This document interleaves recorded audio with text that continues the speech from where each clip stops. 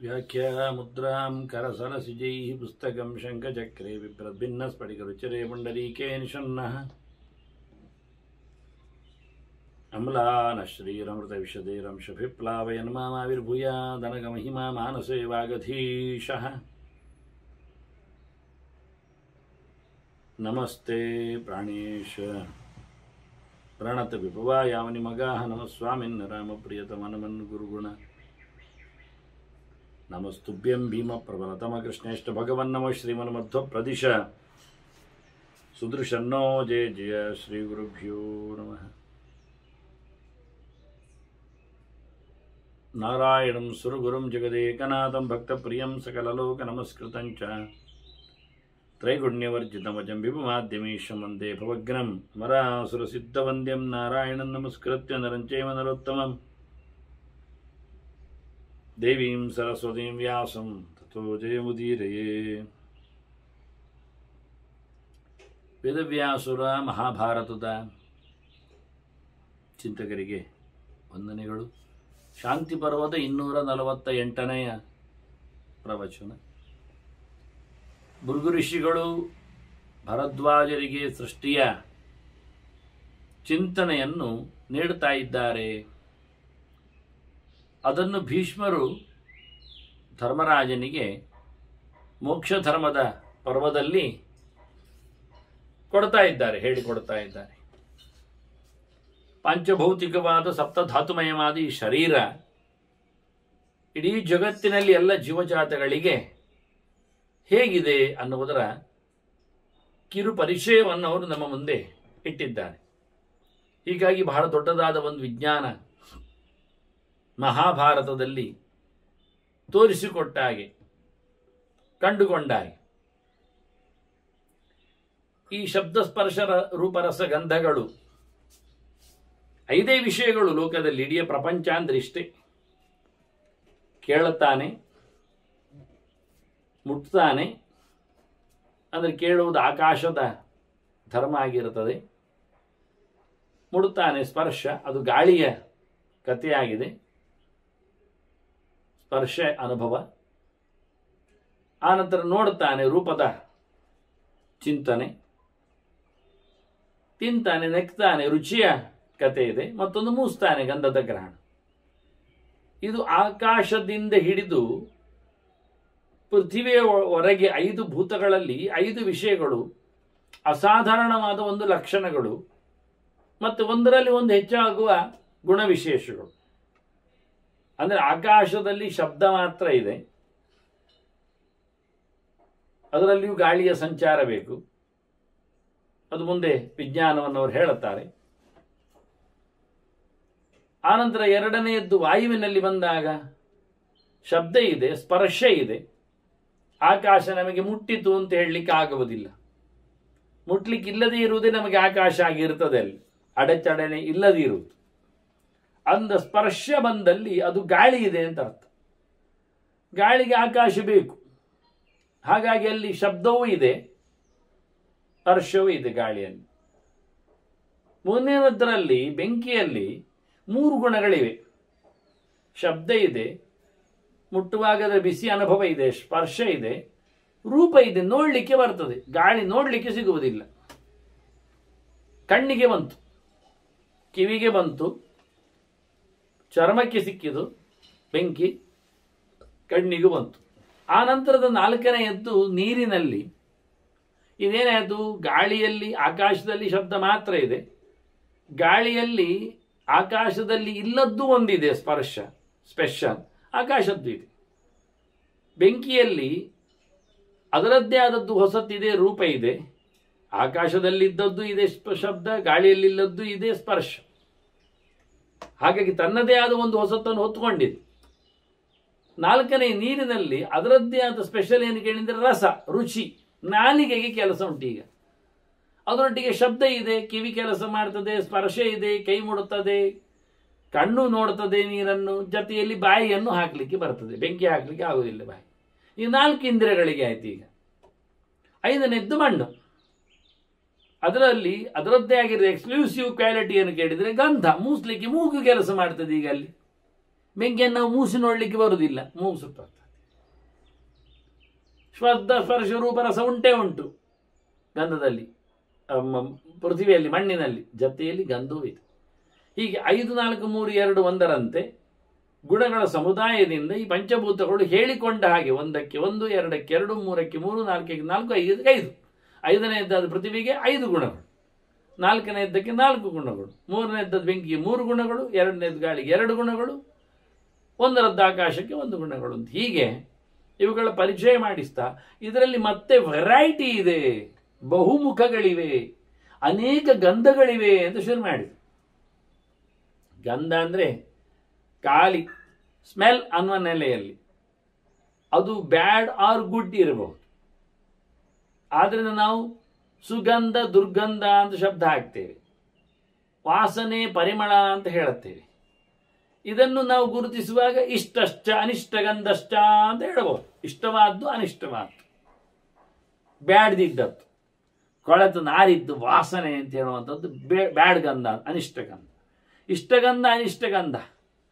ಇಷ್ಟಗಂಧ ಅಂತ ಯಾವುದನ್ನು ಕರೆಯುವುದು ಅಂತಂದ ಊಟದಲ್ಲಿನ ಪರಿಮಳಕ್ಕೆ, ಊಟದಲ್ಲಿನ ಎಲ್ಲ ಪರಿಮಳಗಳಿಗೆ ಇಷ್ಟಗಂಧ ಅಂತ ಹೆಸರು. ಅದು ನಮಗೆ ಬೇಕು. ಹ್ಯಾ ಅಂತ ನಾಲಿಗೆ ಬಿಡ್ತೇವೆ, ಕಣ್ಣರಳಿಸ್ತೇವೆ, ಮೂಗು ಮುಂದೆ ಮಾಡ್ತೇವೆ. ಹಾಗಾಗಿ ಇಷ್ಟಗಂಧ ಅನಿಷ್ಟಗಂಧ ಅಂತ 2 ರೀತಿ, ಇಷ್ಟಶ್ಚ ಅನಿಷ್ಟಗಂಧಶ್ಚ ಮಧುರ ಕಟುರೇವಚ. ಇನ್ನೊಂದು ಮಧುರ ಗಂಧ ಅಂತ ಉಂಟು. ಒಟ್ಟು 9 ಬಗೆ ಉಂಟು ಗಂಧದಲ್ಲಿ ನೋಡಿ. ಮಧುರ ಗಂಧ ಅಂದರೆ ಬೆಲ್ಲದ ಪರಿಮಳ ಉಂಟಲ್ಲ, ಅದು ಕಾಯಿಸುವಾಗೆಲ್ಲ ಭಾರಿ ಚಂದ ಬರ್ತದೆ. ಅದು ಅನ್ನದ ಪಾಕದಲ್ಲಿ ಅನ್ನದ ಅಡುಗೆಯಲ್ಲಿನ ಪರಿಮಳದಂತೆಲ್ಲ, ಬೆಲ್ಲದ ಪರಿಮಳವೇ ಬೇರೆ. ಇನ್ನೊಂದು ಕಟುಹು ಅಂತಾರೆ, ಮೆಣಸಿನಕಾಯಿಯ ವಾಸನೆ ಉಂಟಲ್ಲ, ವಾಸನೆಯ ಪರಿಮಳ, ಅದು ಕಟು ಒಂದು ರೀತಿಯಿಂದ. ಅದು ನೋಡುವಂಥದ್ದು ಗಂಧ, ಮೆಣಸಿನಕಾಯಿಯ ಗಂಧ. ಮೆಣಸು ಹುರಿದಾಗಲು ಒಂಥರ ಘಾಟು ಬರುತ್ತಲ್ಲ, ಘಾಟಿ ಅನ್ನೋದಕ್ಕೆ ಕಟು ಅಂದದ್ದು, ಕಟುಗಂಧ. ಇನ್ನು ಮುಂದಕ್ಕೆ ಹೋದರೆ ನಿರ್ಹಾರಿ, ಉಪ್ಪಿನತ್ತು. ಉಪ್ಪು ಯಾರು ಸ್ಮೆಲ್ ಔಟ್ ಮಾಡಿ ನೋಡುವುದಿಲ್ಲ. ಉಪ್ಪು ಒಂಥರ ಅದು ಖನಿಜದ ಹಾಗೆ.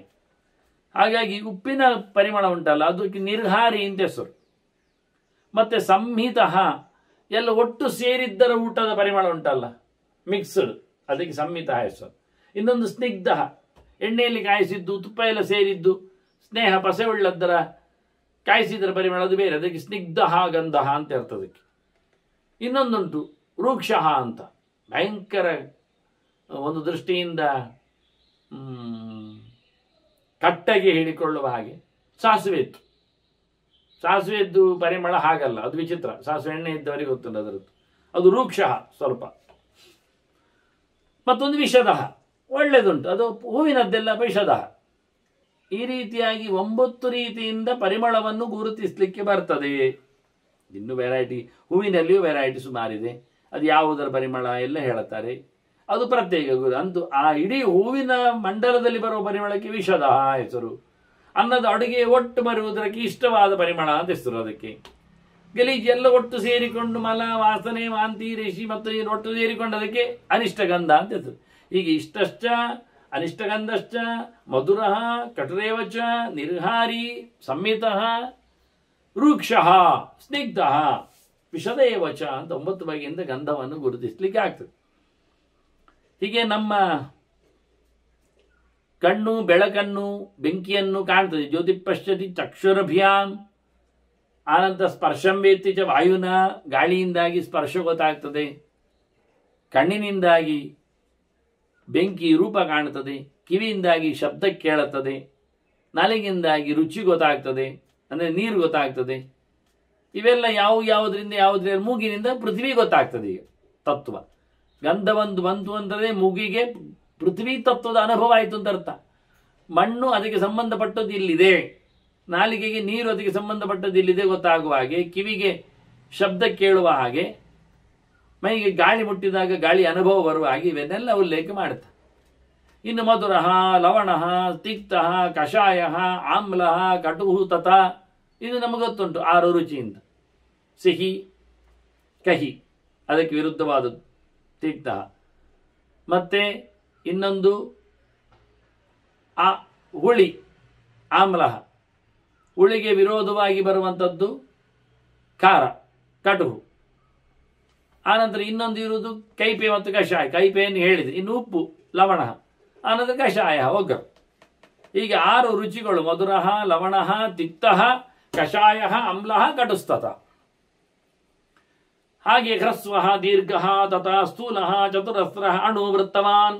ಇದು ಜ್ಯೋತಿಷ್ಯನ ಬಗ್ಗೆ ಇರತಕ್ಕಂಥ ಕೆಲವು ಆಕಾರ ವಿಶೇಷಗಳು. ಬೆಂಕಿ ಸಣ್ಣಗಿರ್ತದೆ, ದೊಡ್ಡಗಿರ್ತದೆ, ದಪ್ಪಗಿರ್ತದೆ, ಚೌಕಾಕಾರದಲ್ಲಿರ್ತದೆ, ಸಣ್ಣ ಬಿಂದುವಿನ ಕಾಣ್ತದೆ, ಉರುಟಾಗಿ ಕಾಣ್ತದೆ.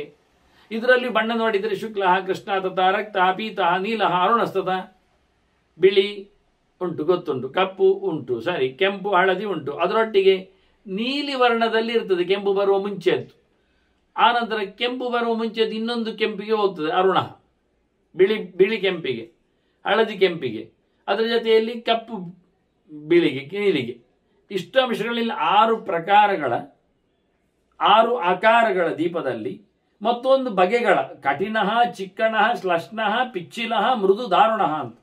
ಕೆಲವು ಫ್ಲೇರ್ ದಾರುಣವಾಗಿರ್ತದೆ, ಕೆಲವು ಬಹಳ ಸ್ಮೂತ್ ಮೃದುವಾಗಿರ್ತದೆ, ಕೆಲವು ಕಠಿಣವಾಗಿರ್ತದೆ, ಕೆಲವು ಚಿಕ್ಕದಾಗಿರ್ತದೆ, ಕೆಲವೊಮ್ಮೆ ನಯವಾಗಿ ಕಾಣ್ತದೆ ಬೆಂಕಿ, ಕೆಲವು ಪಿಚ್ಚಿಲಹ ಮುದ್ದೆಯಾಗಿ ಕಾಣ್ತದೆ, ಬುದ್ದೆ ಬೆಳೀತದೆ. ಹೀಗೆ 6 ಬಣ್ಣಗಳು 6 ಆಕಾರಗಳಲ್ಲಿ 6 ಬಗೆಗಳಲ್ಲಿ ತನ್ನನ್ನು ತೋರಿಸಿಕೊಡುತ್ತದೆ.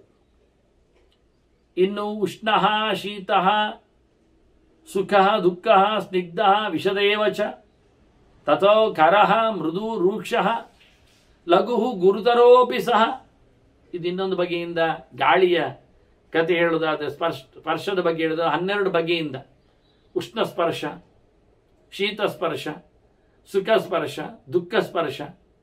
ನಯವಾಗಿ ಮುಟ್ಟುತ್ತದೆ, ಸ್ಪಷ್ಟವಾಗಿ ಗೋಚರಿಸ್ತದೆ, ಕೆಲವೊಮ್ಮೆ ಕರ್ಕಶವಾಗಿ, ಮೃದುವಾಗಿ, ಕಠೋರವಾಗಿ, ಕೆಲವೊಮ್ಮೆ ಸಣ್ಣದಾಗಿ, ಬಹಳ ದೊಡ್ಡ ಮಟ್ಟದಲ್ಲಿ, ಸ್ವಲ್ಪ ದೊಡ್ಡ ಮಟ್ಟದಲ್ಲಿ, ಗುರುತರವಾಗಿಯೂ.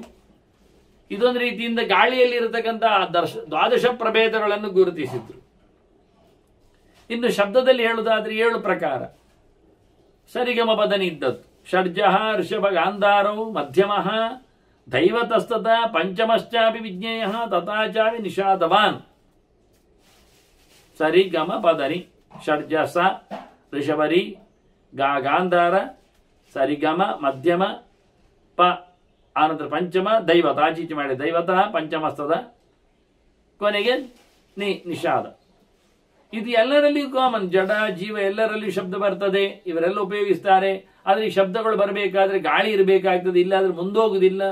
ಅವ್ಯಾಹತೇ ಹಿ ಚೇತಯತ್, ಅಡೆತಡೆ ಇಲ್ಲದಿದ್ದರೆ ಎಲ್ಲೆಡೆಯೂ ಸಂಚಾರ ಮಾಡ್ತದೆ. ನವೇ ಎತ್ತಿ ವಿಷಮಸ್ಥಿತಿ. ಅದಕ್ಕೆ ಅಡ್ಡ ದಿಡ್ಡ ಆದರೆ, ಏನಾದರೂ ಹೆಚ್ಚು ಕಮ್ಮಿ ಆದರೆ ಅದು ಮುಂದೆ ಬರುವುದಿಲ್ಲ, ಕೇಳಲಿಕ್ಕೆ ಹೋಗುವುದಿಲ್ಲ. ಅಂದರೆ ಗಾಳಿ ಹೊತ್ಕೊಂಡು ಹೋಗ್ಬೇಕು ಶಬ್ದ ತರಂಗಗಳನ್ನು, ಇಲ್ಲ ಆದರೆ ಇಲ್ಲ. ಹೀಗೆ ಪಂಚಭೂತಗಳು ಎಲ್ಲೆಡೆ ವ್ಯಾಪಿಸಿವೆ, ಎಲ್ಲ ಗುಣಗಳಿಂದ ಅಂತ ಉಲ್ಲೇಖ ಮಾಡಿದ್ರು ಭೃಗು ಋಷಿಗಳು. ಆಗ ಭರದ್ವಾಜರು ಕೇಳುತ್ತಾರೆ, ನಮ್ಮ ದೇಹದಲ್ಲಿ ಗಾಳಿ, ಅನ್ನ, ಇದರ ಸಂಚಾರ ಕ್ರಮ ಹೇಗಿರ್ತದೆ? ಗಾಳಿ ಮತ್ತೆ ಅಗ್ನಿ, ಅನ್ನ ಅಲ್ಲ, ಅಗ್ನಿಯ ಅನ್ನವನ್ನು ಸಂಚಾರ ಮಾಡಿಸು. ಅದರಿಂದ ಅಗ್ನಿಯ ಮತ್ತು ಗಾಳಿಯ ಬಿರುಸು ಈ ನಮ್ಮ ದೇಹದೊಳಗಿನ ಸಂಚಾರ ಇದು ಯಾವ ನಮೂನೆ ಅಂತ ಅವರು ತಿಳ್ಕೊಳ್ತಾರೆ. ಲೋಕದಲ್ಲಿನ ಕಥೆ ಹೇಗೆ ಅಂತ ಬಹಳ ವಿಶಿಷ್ಟವಾದ ಒಂದು ವಿಜ್ಞಾನ, ಯೋಗ ವಿಜ್ಞಾನವನ್ನು ಹೇಳುತ್ತಾರೆ, ಕೇಳಲೇಬೇಕಾದ್ದು. ಶ್ರಿತಃ ಮೂರ್ಧಾನವಗ್ನಿಸ್ತು ಶರೀರಂ ಪರಿಪಾಲಯನ್. ತಲೆಯಲ್ಲಿ ಅಗ್ನಿ ಇದೆ ಅಂತ ಹೇಳ್ತಾರೆ. ಬಹಳ ವಿಶಿಷ್ಟವಾಗಿ ತಿಳಿಸಿಕೊಡ್ತಾರೆ, ಬಹಳ ದೂರಿಯಾಗಿ ಅದನ್ನು ತಿಳಿಸಿಕೊಡ್ತಾರೆ. ಅದೇ ಮಂಡೆ ಬಿಸಿ ಅಂತ ಹೇಳೋದು ಅದಕ್ಕೋಸ್ಕರ. ಹೆಚ್ಚಿಗೆ ಆಗ್ಲಿಕ್ಕೆ ಹೋದ್ರೆ ಹೆಚ್ಚಿಗೆ ಆಗದಂತೆ ನೋಡಿಕೊಳ್ಳಬೇಕು, ತಲೆ ತಂಪಾಗಿರಬೇಕು. ಹಾಗಾಗಿ ಮಂಡೆಯಲ್ಲಿ ಕೂತುಕೊಂಡು ಅಗ್ನಿ ಇಡೀ ದೇಹವನ್ನು ನೋಡಿಕೊಳ್ಳುತ್ತದೆ. ಈ ಅಗ್ನಿ ಜೀವನಾಗಿಯೂ ಉಂಟು, ದೇವರಾಗಿಯೂ ಉಂಟು, ಅನೇಕ ಪ್ರಕಾರ ಉಂಟು. ಭಗವಜ್ಯೋತಿಯು ದೇಹದಲ್ಲಿ ನಿಂತಿದೆ ಸೂಪರ್ ಸ್ಟೇಜಿನಲ್ಲಿ. ಜೀವಜ್ಯೋತಿ ಎಚ್ಚರಾದಾಗ ಬರ್ತದೆ ಮೇಲಕ್ಕೆ, ಮತ್ತೆ ಎಚ್ಚರ ತಪ್ಪಿದಾಗ ಕೆಳಗೆ ಹೋಗ್ತದೆ. ದೇವರು ತುಂಬ ಕಡೆ ಇರಲಿಕ್ಕೆ ಹೋಗಿ ಮಾತಾಡುವುದಿಲ್ಲ. ಹಾಗೆಯೇ ಪ್ರಾಣಃ ಮೂರ್ಧನಿಚ ಅಗ್ನೌಚ ವರ್ತಮಾನಃ ವಿಚೇಷ್ಟತೆ. ಈ ಅಗ್ನಿಯಲ್ಲಿ ಪ್ರಾಣ ಇದ್ದಾನೆ.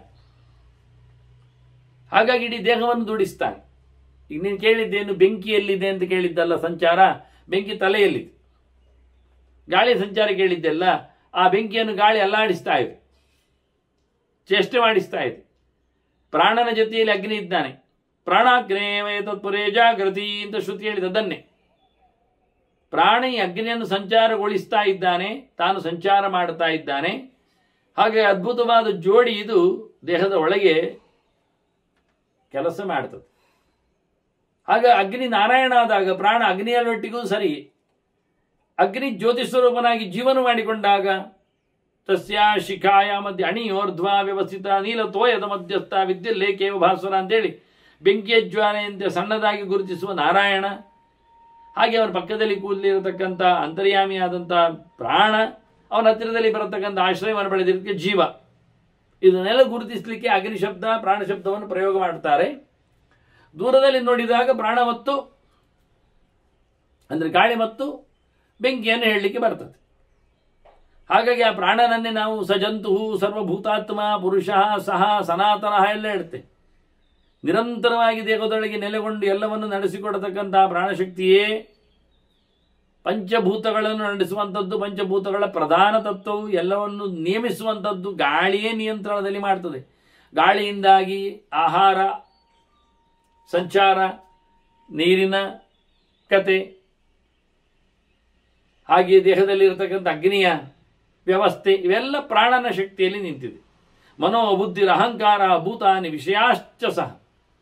ಕೇವಲ ಅದು ಮಾತ್ರ ಅಲ್ಲ, ಮನಸ್ಸಿನಲ್ಲಿಯೂ ಪ್ರಾಣನ ಕೆಲಸ ಇದೆ, ಬುದ್ಧಿಯಲ್ಲಿ, ಜೀವತತ್ವದಲ್ಲಿ, ಅಹಂಕಾರದಲ್ಲಿ, ಅದರೊಟ್ಟಿಗೆ ಸಕಲ ವಿಷಯಗಳು ಪಂಚಭೂತಗಳು ಎಲ್ಲವೂ ಪ್ರಾಣಮಯವಾಗಿದೆ. ಅವನನ್ನು ಆಶ್ರಯಿಸಿಕೊಂಡು ನಿಂತಿವೆ, ಅವನೇ ಲೀಡರ್ ಆಗಿದ್ದಾನೆ. ಆ ಗಾಳಿಯ ಕೆಲಸವೇ ದೊಡ್ಡ ಕೆಲಸ ದೇಹದಲ್ಲಿ ಮುಖ್ಯವಾಗಿ. ಏವಂತು ಇಹಾಸ ಸರ್ವತ್ರ ಪ್ರಾಣೇನ ಪರಿಪಾಲ್ಯತೆ. ಟೋಟಲ್ ಎಲ್ಲ ಇಡೀ ವಿಶ್ವವೂ ನಡೆಯುವುದು ಪ್ರಾಣನ ತತ್ವದಿಂದ. ಪ್ರಾಣಸ್ಯೇದಂ ವಶೇ ಸರ್ವಂ. ಹಾಗಾಗಿ ದೇಹದೊಳಗೂ ಪೂರ್ಣ ಕೆಲಸ ಮಾಡುವುದು ಗಾಳಿಯೇ ಪ್ರಾಣನಾಗಿ ನಿಂತಿದೆ. ಕೋಷ್ಟದಸ್ತು ಸಮಾನೇನ ಸ್ವಾಂ ಸ್ವಾಂ ಗತಿಂ ಉಪಾಶ್ರಿತ. ಹೊಟ್ಟೆಯೊಳಗೆ ತುಂಬಿದ ಗಾಳಿ ಕೋಷ್ಠ, ಅದು ಎಲ್ಲ ಇಂದ್ರಿಯಗಳ ಕೆಲಸವನ್ನು ಮಾಡುತ್ತದೆ. ಅಲ್ಲಿ ನಿಂತದ್ದು ಸಮಾನ ಗಾಳಿ. ಸಮಾನ ಗಾಳಿಯಿಂದಾಗಿ ಎಲ್ಲ ಕೆಲಸಗಳು ಚೆನ್ನಾಗಿ ಆಯಾ ಇಂದ್ರಿಯಗಳಲ್ಲಿ, ಕಣ್ಣು ಕಿವಿ ಮೂಗು ಕೈಕಾಲುಗಳು ಕರ್ಮೇಂದ್ರಿಯಗಳು ಜ್ಞಾನದ ಎಲ್ಲ ಇಂದ್ರಿಯಗಳಲ್ಲಿಯೂ ಪ್ರಾಣ ಕೆಲಸ ಮಾಡ್ತಾನೆ. ಅದಕ್ಕೆ ಹೇಳಿತು ಸರ್ವೇಂದ್ರಿಯಾಭಿಮಾನಿಸ್ತ ಮುಖ್ಯ ಪ್ರಾಣಸ್ಥ ವಿಷ್ಣುನ ಪ್ರೇರಿತ ಶ್ರೀ ಸಂತುಷ್ಟಿತ್ಯಂ ಕರಿಷ್ಯ ಕರ್ಮಚಾಕಿಲ ಮೇಳು. ಎಲ್ಲ ತತ್ವೇಶ್ವರು ನೆಲೆಗೊಂಡದ್ದು ಪ್ರಾಣನಲ್ಲಿ. ಅವನು ತನ್ನ ಭಗವಂತನ ಶಕ್ತಿಯಲ್ಲಿ, ಪ್ರಾಣೇಶ್ವರನಲ್ಲಿ. ಹೀಗಾಗಿ ಬಹಳ ಚಂದವಾಗಿ ಈ ದೇಹದೊಳಗೆ ನಿಂತ ಕಥೆಯನ್ನು ಹೇಳ್ತಾ, ಬಸ್ತಿ ಮೂಲಂ ಗುದಂಚೈವ ಪಾವಕಂ ಸಮಪಾಶ್ರಿತ. ಬಸ್ತಿ ಮೂಲ ಅಂದರೆ ನಾಭಿಯ ಬುಡ, ಅಲ್ಲಿಯೇ ಗುದ ಇರುವುದು, ಮಲವಿಸರ್ಗ ಇಂದ್ರಿಯ ಇರುವುದು, ಅದೇ ಪ್ರಧಾನವಾದದ್ದು. ಅದರ ಪಕ್ಕದಲ್ಲಿಯೇ ಬೆಂಕಿ ಕೂತಿದೆ. ಹಾಗಾದ್ರೆ ಬೆಂಕಿ ಎಲ್ಲಿ ಉಂಟು? ಬೆಂಕಿ ಇರುವ ಜಾಗ ನಾಭಿಯ ಪಕ್ಕದಲ್ಲಿದೆ. ಅದೇ ಜಠರಾಗ್ನಿ ಅಂತ ಅದನ್ನು ಕರೀತಾರೆ. ಇಡೀ ದೇಹದ ಪಚನ ಮಾಡತಕ್ಕಂಥ ಅಗ್ನಿ ಅದಾಗಿದೆ.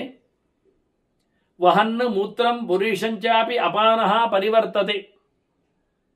ಇಡೀ ಕೆಲಸ ಮಾಡಿಸತಕ್ಕಂಥ ಬೆಂಕಿಯನ್ನು ಪ್ರಜ್ವಲಿಸುವಂತೆ ಮಾಡತಕ್ಕಂಥ ಸಮಾನವಾಯು ಇದ್ದಾಗೆ ಇಲ್ಲಿ ಅಪಾನವಾಯು ಇದ್ದಾನೆ. ಇಲ್ಲಿ ಕೆಳಬದಿಯಲ್ಲಿ ಅವನೇನು ಮಾಡ್ತಾನೆ? ಮೂತ್ರವನ್ನು ಮಲವನ್ನೆಲ್ಲ ಕೆಳಗೆ ಎಳಿತಾನೆ, ಹಾಕ್ತಾನೆ. ಅನ್ನನಾಳದಲ್ಲಿ ಬಂದಿರತಕ್ಕಂಥ ಸೊತ್ತು ಕೋಷ್ಠದಲ್ಲಿ ಹೊಟ್ಟೆಯಲ್ಲಿ ಸೇರಿಕೊಂಡಾಗ ಅಲ್ಲಿಂದ ಕೆಳಕ್ಕೆ ಅಪಾನನು ಆ ಕೆಲಸ ಮಾಡ್ತಾನೆ. ಕೆಟ್ಟದ್ದ ನೀರನ್ನು ಕೆಟ್ಟದ್ದರ ವಸ್ತುವನ್ನು ಮಲವಾಗಿ ಮೂತ್ರವಾಗಿ ಹೊರಗೆ ಹಾಕ್ತಾನೆ. ಹೀಗೆ ಪ್ರಾಣನ ಕೆಲಸ ತಲೆಯಲ್ಲಿ ಕೂತ್ಕೊಂಡು ಬೆಂಕಿಯನ್ನು ಕೆಲಸ ಮಾಡಿಸುವಂಥದ್ದು. ಅಪಾನನ ಕೆಲಸ ಕೆಳಗೆ ತಿಂದದ್ದನ್ನು ಮಲಮೂತ್ರಗಳನ್ನಾಗಿಸಿಕೊಂಡು ಹಾಳಾದ್ದನ್ನು ಹೊರಗೆ ಹಾಕುವಂಥದ್ದು. ಇನ್ನು ಪ್ರಯತ್ನೇ ಕರ್ಮಣಿ ಬಲೆ, ಅದು ಉದಾಹರಣೆ ಕೆಲಸ. ಕೆಲಸ ಮಾಡಬೇಕು ಅಂತ ಅನಿಸ್ತದೆ, ಅದಕ್ಕೋಸ್ಕರ ಬಹಳಷ್ಟು ತನ್ನ ಶಕ್ತಿಯನ್ನು ಹಾಕೊಳ್ಳುತ್ತಾನೆ, ಒಳ್ಳೆ ರೀತಿಯಿಂದ ಅದನ್ನು ಪ್ರಯತ್ನ ಪಡ್ತಾನೆ. ಇದೆಲ್ಲ ಉದಾಹರಣೆ ಕೆಲಸ. ಮತ್ತೆ ಸಂಧಿಶ್ವಪಿಚ ಸರ್ವೇಶು ವ್ಯಾನ ವ್ಯಾನ ಸಂಧಿಶು ಸರ್ವತ್ರ. ಜಾಯಿಂಟ್ಗಳಲ್ಲಿ, ಇಡೀ ದೇಹಗಳಲ್ಲಿ, ಸಂಧಿಗಳಲ್ಲಿ, ಅಲ್ಲಿ ಎಲ್ಲ ಕಡೆಯಲ್ಲಿ ತುಂಬಿದವ ವ್ಯಾನ ಇದ್ದಾನೆ. ಹೀಗೆ ಪ್ರಾಣ ತಲೆಯಲ್ಲಿದ್ದುಕೊಂಡು ಅಗ್ನಿಯ ಕೆಲಸ ಮಾಡ್ತಾನೆ, ಅಪಾನ ತಿಂದದ್ದನ್ನು ಕೆಳಗೆ ಮಲಮೂತ್ರವನ್ನಾಗಿಸ್ತಾನೆ, ವ್ಯಾನ ಎಲ್ಲ ಸಂಧಿಗಳಲ್ಲಿ ಕೂತು ಕೆಲಸ ಮಾಡಿಸ್ತಾನೆ. ಉದಾನ ಎಲ್ಲ ಕೆಲಸ ಮಾಡಿಸುವುದಕ್ಕೋಸ್ಕರ ಪ್ರಯತ್ನಕ್ಕೆ ಅವನನ್ನು ವಿಶೇಷವಾಗಿ ಸಹಾಯ ಮಾಡ್ತಾನೆ ಕೂತ್ಕೊಂಡು. ಇವರಿಷ್ಟು ಜನರ ಒಟ್ಟು ಸೇರಿಕೊಂಡಾಗ ಸಮಾನನು ಅಲ್ಲಿದ್ದಾನೆ. ಅವನಿಂದಾಗಿ ಬೆಂಕಿಯ ವ್ಯವಸ್ಥೆ ಆಗ್ತದೆ. ಇದೆಲ್ಲ ಧಾತುಷು ಅಗ್ನಿಸ್ತು ವಿತತಃ, ಸಪ್ತಧಾತುವಾದ ಈ ಶರೀರದಲ್ಲಿ ತ್ವಕ್ ಚರ್ಮ ಮಾಂಸ ರುಧಿರ ಮೇಧೋ ಮಜ್ಜ ಅಸ್ಥಿ ಧಾತವಃ ಅಂತ ಅದರಲ್ಲಿ ಶುಕ್ರವನ್ನು ಸೇರಿಸ್ತಾರೆ. ಒಂದನ್ನು ಬೇಕಾದರೆ ಚರ್ಮದಲ್ಲಿ ಬಿಡ್ತಾರೆ. ತ್ವಕ್ ಚರ್ಮ ಅಂತ ಎರಡು ಯಾಕೆ ಕೇಳಿದರೆ, ತ್ವಕ್ ಅಂದರೆ ತೊಗಟೆ ಹೊರಗೆ ಕಾಣುವಂಥದ್ದು, ಚರ್ಮ ಅಂದರೆ ಅದನ್ನು ಕಿತ್ತಾಗ ಕಾಣುವ ಕೆಂಪು ಲೇಯರ್ಸ್. ಅದರೊಳಗೆ ಮತ್ತು ಕಿತ್ತರೆ ನೆತ್ತರು ಬರ್ತದೆ. ಅದಕ್ಕೂ ಒಳಗೆ ಕೆತ್ತಿದರೆ ಮತ್ತೆ ಮಾಂಸ ಕಾಣ್ತದೆ, ಮತ್ತು ಒಳಗೆ ಹೋದರೆ ಎಲುಬು ಕಾಣ್ತದೆ. ಹೀಗೆ ತ್ವಕ್ ಚರ್ಮ ಮಾಂಸ ರುಧಿರ ಮೇಜೋ ಮಜ್ಜ ಅಸ್ಥಿ. ಮೇಧಸ್ಸಿದೆ, ಮಜ್ಜ ಇದೆ, ಅಸ್ಥಿ ಇದೆ. ಇವುಗಳದ್ದು ಹೆಚ್ಚು ಕಡಿಮೆ ಆದಾಗ ವಾತ ಪಿತ್ತ ಕಫ ಅಂತ 3 ದೋಷಗಳು ಬರುವಂಥದ್ದು. ನೆತ್ತರ ದೋಷದಿಂದಲೇ ಕಫ ಬರುವಂಥದ್ದು. ನೆತ್ತರು ಸರಿ ಮಾಡಿಕೊಂಡ್ರೆ ಕಫ ಸಮ ಆಗ್ತದೆ ಅದಕ್ಕೆ ಬೇಕಾದ. ಹಾಗೆ ಉಳಿದರ ಕಡೆಯಲ್ಲಿ ಸಹ ಪಿತ್ತ ವಿಕಾರಗಳು ವಾತ ವಿಕಾರಗಳು ಆಗುವಂಥದ್ದು. ಮಾಂಸದ ಹೆಚ್ಚು ಕಡಿಮೆಯಿಂದ ಪಿತ್ತ ವಿಕಾರ ಬರುವಂಥದ್ದು. ಅದನ್ನ ಮಾಂಸಖಂಡಗಳ ಬಗ್ಗೆ ಸ್ವಲ್ಪ ಗಮನಿಸಿದರೆ, ಸರಿ ಮಾಡಿದರೆ ಪಿತ್ತ ವಿಕಾರ ನಿಲ್ತದೆ. ಈಗ ಇಲ್ಲಿರತಕ್ಕಂಥ ಧಾತುಗಳು 7 ಧಾತುಗಳು, ಈ 3 ದೋಷಗಳು, ಇದು ಮುಖ್ಯವಾಗಿರುವಂಥ ವ್ಯವಸ್ಥೆ. ಧಾತುಷು ಅಗ್ನಿಸ್ತು ವಿತತಃ ಸಮಾನೇನ ಸಮೀರಿತ. ಸಪ್ತಧಾತುಗಳಲ್ಲಿ ನೆಲೆಗೊಂಡಿರತಕ್ಕಂಥ ಗಾಳಿ ಅಗ್ನಿ ಅದನ್ನು ಸಮಾನವಾಗಿ ಕಂಟ್ರೋಲ್ ಮಾಡ್ತಾ ಇದ್ದ. ಅದ್ರೇನಾಯಿತು, ಇತ್ತ ಪ್ರಾಣ ಅತ್ತ ಅಪಾನ. ಅಪಾನ ಕೆಳಗಿದ್ದಾನೆ, ಪ್ರಾಣ ಮೇಲಿದ್ದಾನೆ, ಮಧ್ಯೆ ಅಗ್ನಿ ಇದ್ದಾನೆ, ಅವನನ್ನು ಸರಿ ಮಾಡ್ತಾನೆ. ಇದನ್ನೇ ಕೃಷ್ಣ ಹೇಳಿದ್ದು, ಅಹಂ ವೈಶ್ವಾನರೋ ಭೂತ್ವ ಪ್ರಾಣಿನಾಂ ದೇಹಮಾಶ್ರಿತ ಪ್ರಾಣಾಪಾನ ಸಮಾಯುಕ್ತ ಪಚಾಮ್ಯನ್ನಂ ಚತುರ್ವಿಧಂ ಅಂತ. ಅನ್ನದ ಅಡುಗೆ ಆಗುವುದು ಹೊಟ್ಟೆಯಲ್ಲಿ, ಅಲ್ಲಿ ಅಗ್ನಿ ವೈಶ್ವಾನನಾಗಿ ನಾರಾಯಣ ಇದ್ದಾನೆ, ಪ್ರಾಣಾಗ್ನಿ ಇದೆ. ಪ್ರಾಣಾಗ್ನೇಯವೇ ತತ್ಪುರೇ ಜಾಗೃತಿ ಅಂತ ಕೆಳಬದಿಯಲ್ಲಿ ಪ್ರಾಣ, ಕೆಳಬದಿಯಲ್ಲಿ ಅಪಾನ, ಮೇಲ್ಬದಿಯಲ್ಲಿ ಪ್ರಾಣ. ಇವರಿಬ್ಬರ ಜೊತೆಯಲ್ಲಿ ಅಗ್ನಿ ಸೇರಿದ್ದಾನೆ. ಅದರ ಒಟ್ಟಿಗೆ ಮತ್ತೆ ಉದಾನ ಪ್ರಯತ್ನ ಮಾಡಿಸಲಿಕ್ಕೆ, ವ್ಯಾನ ಸಂಧಿಗಳಲ್ಲಿ ಕೂತ್ಕೊಳ್ಳಿಕ್ಕೆ, ಸಮಾನ ಸಮನ ವ್ಯವಸ್ಥೆ ಮಾಡಲಿಕ್ಕೆ, ಹೀಗೆ ಮಾಡಿಕೊಂಡು ರಸಾಂಶ ಧಾತುಂಶ್ಚ ದೋಷಾಂಶ ವರ್ತಯನ್ ಅವತಿಷ್ಠತೆ.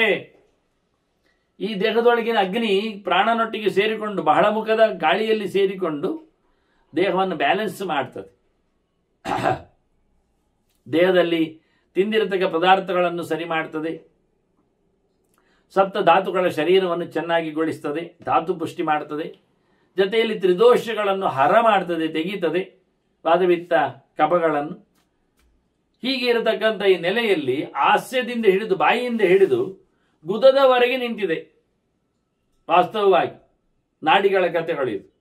ಹಾಸ್ಯಂ ಹಿ ಪಾಯು ಸಂಯುಕ್ತಂ ಅಂತೆ ಸ್ಯಾತ್ ಗುದ ಸಂಯುತಂ ಸ್ರೋತಸೋಸ್ಮಾತ್ ಪ್ರಜಾಯಂತೆ ಸರ್ವಸ್ರೋತಾಂಸಿ ದೇಹಿನಾಂ. ಬಾಯಿಯ ಜೊಲ್ಲು ರಸದಿಂದ ಆಹಾರದ ಕಥೆಯಲ್ಲಿ ಇಡೀ ದೇಹದೊಳಗೆ ಅದು ರಸದ ಸಂಕ್ರಮಣ ಆಗಲಿಕ್ಕೆ ಹೋಗಿ ನರನಾಡಿಗಳಲ್ಲಿ ಪ್ರಾಣನ ಚೈತನ್ಯ ಕೆಲಸ ಮಾಡುತ್ತದೆ. ನಾಡಿಗಳ ಕೆಲಸ ಆಗಲಿಕ್ಕೆ ಕಾರಣ ಇಲ್ಲಿಂದ ಶುರು. ವಾಸ್ತವವಾಗಿ ಇರತಕ್ಕಂಥ ವ್ಯವಸ್ಥೆ ಅಂದರೆ ಬಾಯಿಯಿಂದ ಹಿಡಿದು ಗುದದವರೆಗೆ ಅನ್ನನಾಳದ ವ್ಯವಸ್ಥೆ, ತಿನ್ನುವ ಆಹಾರಗಳಲ್ಲಿನ ಗಾಳಿಯ ನಿಯಂತ್ರಣದಲ್ಲಿನ ವ್ಯವಸ್ಥೆಗಳು ಇದೆ ಅಂತ ಉಲ್ಲೇಖ ಮಾಡ್ತಾರೆ. ನಮಗೆ ಶುರುವಾದದ್ದು ಗೊತ್ತಾದದ್ದೇ ಹಾಸ್ಯಂ ಹಿ ಪಾಯು ಸಂಯುಕ್ತ. ಪಾಯು ಅಂದರೆ ಮಲಮೂತ್ರ ವಿಸರ್ಗ ದ್ವಾರಗಳು. ಅಲ್ಲಿಯವರೆಗೆ ಬಾಯಿಯಿಂದ ಕಲೆಕ್ಷನ್ ಇದೆ. ಆದ್ರಿಂದ ತಿಂದದ್ದು ಮೂತ್ರವಾಗಿ ಹೋಗಲಿಕ್ಕೆ, ಮಲವಾಗಿ ಹೋಗಲಿಕ್ಕೆ ವ್ಯವಸ್ಥೆ ಇದೆ ಇಲ್ಲಿ. ಕೊನೆಗೆ ಅದಕ್ಕೆ ಗುದ ಅಂತ ಹೆಸರು ಕೊಟ್ಟಿದ್ದಾರೆ, ಮಲ ವಿಸರ್ಜನೆ ದ್ವಾರ ಅಂತ. ಈ ಎಲ್ಲ ಸ್ರೋತಸ್ಸುಗಳು ಉಂಟಲ್ಲ, ನಾಡಿ ಸ್ರೋತಸ್ಸುಗಳು, ಇವೆಲ್ಲ ಕಡೆಯಲ್ಲಿ ಪ್ರಾಣನ ಸಂಚಾರ ಕಾಣುತ್ತದೆ. ಪಕ್ವಾಶಯಸ್ತು ಅದೋ ನಾಭ್ಯ, ಮತ್ತೆ ಊರ್ಧ್ವಮಾಶಯ ಸ್ಥಿತ. ಮೇಲಕ್ಕೆ ಆಮ, ಕೆಳಕ್ಕೆ ಪಕ್ವ.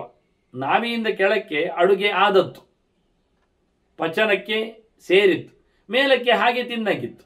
ಅಂದ್ರೆ ಈಗ ತಾನೇ ಸ್ಕ್ಯಾನಿಂಗ್ ಮಾಡಿದ್ರೆ ತಿಂದದ್ದು ಮೇಲ್ಬದಿಯಲ್ಲಿ ಕಾಣ್ತದೆ. ನಾಭಿಯಿಂದ ಕೆಳಗೆ ಹೋದ್ರೆ ಅದು ಅಲ್ಲಿ ಮತ್ತೆ ಕ್ರೂಡಾಗಿರ್ತದೆ, ಕೆಲಸ ಆಗಿ ಹೋಗ್ತದೆ. ಪಕ್ವಗೊಂಡದ್ದು ಪಕ್ವಾಶಯ ಅದು ನಾಭಿಯಿಂದ ಕೆಳಗೆ, ಆಮಾಶಯ ಅದು ನಾಭಿಯಿಂದ ಮೇಲಕ್ಕೆ. ಆಮ ಅಂದ್ರೆ ಹಾಗೆ ಹಾಗೆ ಇದ್ದಾಗೆ ಉಂಟು. ತಿಂದದ್ದು ಎಲ್ಲಿ ಬರ್ತದೆ, ನಾವಿಯಿಂದ ಕೆಳಗೆ ಹೋದಾಗ ತಿಂದದ್ದು ಕೆಲಸ ಮಾಡಿ ಬಿಡ್ತದೆ. ಆದ್ರಿಂದ ಬೇಗನೆ ಮಲಮೂತ್ರ ವಿಸರ್ಜನೆಗೆ ಹೋಗ್ಬೇಕು ಹೊರಗೆ ಬಂದ ತಕ್ಷಣ. ಅದನ್ನು ಕಂಟ್ರೋಲ್ ಮಾಡಲಿಕ್ಕೆ, ಧಾರಣೆ ಮಾಡಲಿಕ್ಕೆ ಇಲ್ಲ, ಅದು ಮೈಲಿಗೆ ಅಂತ ಅರ್ಥ ಅಂತ ಧರ್ಮಶಾಸ್ತ್ರಜ್ಞರು ಡ್ಯಾಮೇಜ್ ಆಗುವುದನ್ನು, ಕಿಡ್ನಿ ಲಿವರ್ ಡ್ಯಾಮೇಜ್ ಆಗುವುದನ್ನು ಅವರು ಮೊದಲೇ ಗುರುತಿಸಿದ್ದಾರೆ, ಹೇಳಿದ್ದಾರೆ. ನಾಭಿ ಮಧ್ಯೆ ಶರೀರಸ್ಯ ಸರ್ವೇ ಪ್ರಾಣಾಹ ಸಮಾಶ್ರಿತ. ನಾಭಿ ಸೆಂಟರ್ಡ್ ದೇಹ ಹುಟ್ಟುವಾಗ ಬರುವಂಥದ್ದು. ಇಲ್ಲಿ ಎಲ್ಲ ಶಕ್ತಿಗಳು ಕೇಂದ್ರೀಕೃತವಾಗಿವೆ, ಎಲ್ಲ ಪ್ರಾಣಗಳ ಕೆಲಸ ಅಲ್ಲಿದೆ. ಹಾಗೆ ಪ್ರಸ್ತುತ ಹೃದಯ ಸರ್ವಾಹ ತಿರ್ಯಗೂರ್ಧ್ವ ಮದಸ್ತದ. ನಾಡಿಗಳೆಲ್ಲ ಹೃದಯದಿಂದ ಹೊರಗೆ ಬಂದದ್ದು, ಕೆಳಕ್ಕೆ ಮೇಲಕ್ಕೆ ಅಡ್ಡಕ್ಕೆ. ತಿರ್ಯಗೂರ್ಧ್ವಂ ಅಧಸ್ತದ ಅಂತ. ಅಡ್ಡಕ್ಕೆ ಸಂಚಾರ ಮಾಡಿದೆ ಹೃದಯ ತಾಸ ಇದೆ ಅಂತ ಹೇಳ್ತಾರೆ. ಶತಂಚೈಕಾ ಹೃದಯಸ್ಯ ನಾಟ್ಯ ತಾಸ ಮೂರ್ಧಾನು ಅಭಿನಿಸ್ರತೈಕಾ ಅಂತ ಹೇಳಿಕೊಂಡು ಉಪನಿಷತ್ತುಗಳು ಹೃದಯದಲ್ಲಿರತಕ್ಕ ನಾಡಿಗಳ ಬಗ್ಗೆ, ಸಂಚಾರ ಮಾಡಿದರ ಬಗ್ಗೆ, ಅಲ್ಲಿಂದ 2 ಕಣ್ಣಿಗೆ, ಅಂದರೆ ನಾವಿಂದಲೂ ಲೆಕ್ಕವನ್ನು ತರ್ತಾರೆ, ಹೃದಯದಿಂದಲೇ ಹೇಳ್ತಾರೆ. ಆಗ ಹೃದಯದಿಂದ ಎಲ್ಲ ಕಡೆಯೂ ಸಹ ವ್ಯಾಪಿಸಿದೆ ನಾಡಿಗಳು ಮುಖ್ಯವಾಗಿ. ಇಲ್ಲಿ ವಹಂತಿ ಅನ್ನರಸಾನ್ನ ನಾಡ್ಯ ದಶಪ್ರಾಣ ಪ್ರಚೋದಿತ. ಈಗ 5 ಪ್ರಾಣಗಳ ಪರಿಚಯ ಮಾಡಿದರೆ ಇನ್ನೈದು ಪ್ರಾಣಗಳನ್ನು ಉಲ್ಲೇಖ ಮಾಡ್ತಾರೆ ಇಲ್ಲಿ. ಮತ್ತೆ ವಹಂತಿ ಅನ್ನರಸ ಅನ್ನ ನಾಡ್ಯ. ನಾಡಿಗಳು 72,000ಗಳಿವೆ. ಪ್ರಧಾನವಾದದ್ದು ಬ್ರಹ್ಮನಾಡಿ, ತಾಸಾಮೂರ್ಧಾನ್ ಅಭಿನಿಸ್ತೈಕ ಅಂತ ತಲೆವರೆಗೆ ಹೋಗಿರುವಂಥದ್ದು. ಅತ್ತೈತೆ ಇಡಾಪಿಂಗಳ ಅಂತ. ಆ ನಡುವಿನದ್ದಕ್ಕೂ ಮತ್ತೆ 4 ಮುಖಗಳಿವೆ, ಮಧ್ಯವು ಸೇರಿ 5 ಆಗ್ತದೆ. ವಜ್ರಿಕ, ಆರ್ಯ ಎಲ್ಲ ಹೆಸರುಗಳು ಉಂಟವಳ ಅವುಗಳಿಗೆ. ಅಲ್ಲಿ ಮಧ್ಯೆಯಲ್ಲಿ ಗ್ರಂಥಿಗಳು ಇವೆ.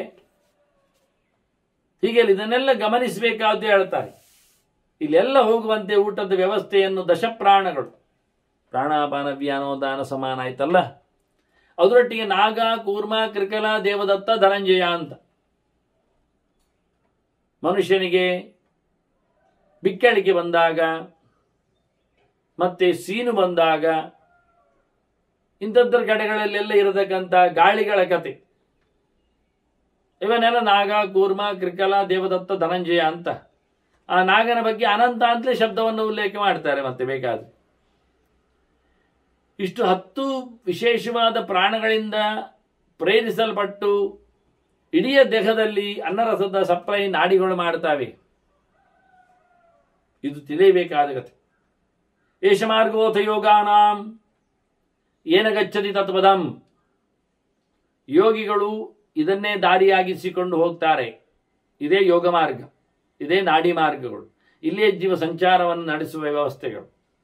ಏನೆಲ್ಲ ಮಾಡಿಕೊಂಡು ಜಿತಕ್ಲಮಾಸನಾಹ ಧೀರಾಹ ಮೂರ್ಧನ್ಯಾತ್ಮಾನಮಾದಧಾನ್. ಹೃದಯ ಕಮಲದಲ್ಲಿ ಇರತಕ್ಕ ಭಗವಂತನನ್ನು ಹೃದಯ ಕಮಲ ಅರಳಿಸಿಕೊಂಡು ಅಧೋಮುಖವಾದ ಹೃದಯವನ್ನು ಊರ್ಧ್ವಮುಖವಾಗಿಸಿ ಮುಗ್ಗಾದ ಕಮಲವನ್ನು ಅರಳಿಸಿ ನಿಂತು ನಡೆ ನುಳಿತ ಭಗವಂತನನ್ನು ಬ್ರಹ್ಮನಾಡಿಯಲ್ಲಿ ಕರ್ಕೊಂಡೋಗಿ ಜೀವ ತಲೆಯ ತುದಿಯಲ್ಲಿ ನೆತ್ತಿಯ ದಾರಿಯಲ್ಲಿ ಸಹಸ್ರಾರದಲ್ಲಿ ಬಿಡುಗಡೆ ಆಗುವಂತೆ ಚಿಂತನೆ ಮಾಡುವ ವೈಖರಿಯನ್ನು ಉಲ್ಲೇಖ ಮಾಡ್ತಾರೆ. ಇದು ಭಗವಂತನ ಮಾರ್ಗ, ಯೋಗ ಮಾರ್ಗ. ಇದಕ್ಕೋಸ್ಕರ ಶ್ರಮ ಪಡಬೇಕು, ಸಾಧನೆ ಮಾಡಬೇಕು, ಅಭ್ಯಾಸ ಇರಬೇಕು, ಸುಮ್ಮನೆ ಆಗುವುದಿಲ್ಲ. ಒಂದು ಕಡೆ ಕೂತ್ಕೊಳ್ಳಿ ಕಲಿಬೇಕು. ಜಿತಕ್ಲಮಾಸನ, ಆಯಾಸ ಪಡದೆ ಕೂತ್ಕೊಳ್ಳುವ ಪರಿಸ್ಥಿತಿ ಬಂದಾಗ ಗಂಟೆಗಟ್ಟಲೆಲ್ಲ ದಿನಗಟ್ಟಲೆ ಕೂತ್ಕೊಳ್ಳಿಕ್ಕೆ ಆಗ್ತದೆ. ವಾರಗಟ್ಟಲೆ ಎಚ್ಚರ ತಪ್ಪಲಿಕ್ಕೆ ಬರ್ತದೆ. ವರ್ಷಗಟ್ಟಲೆ ತಪಸ್ಸು ಸಾಧ್ಯ ಆಗ್ತದೆ. ನೋಡಿ ಎಷ್ಟು ಗೋಜಿ ಇರ್ತದೆ ಅಂತ. ಅದಕ್ಕೆ ಬೇಕಾದ್ದು ಮುಖ್ಯವಾದದ್ದು ಧಿಯಾರಮತೆ ಅಂತ. ಬುದ್ಧಿ ಗಟ್ಟಿ ಇರಬೇಕು, ಮನಸ್ಸು ಗಟ್ಟಿ ಮಾಡಬೇಕು, ಧೀರನಾಗಬೇಕು, ಪುಕ್ಕನಾಗುವುದಲ್ಲ. ಹೀಗೆ ಮಾಡಿಕೊಂಡಾಗ ಅತ್ಯುತ್ತಮವಾದ ಭಗವಂತನ ಪದವನ್ನು ಪಡೀಲಿಕ್ಕೆ ಬರ್ತದೆ. ಈ ರೀತಿಯಾಗಿ ಭಗವಂತನ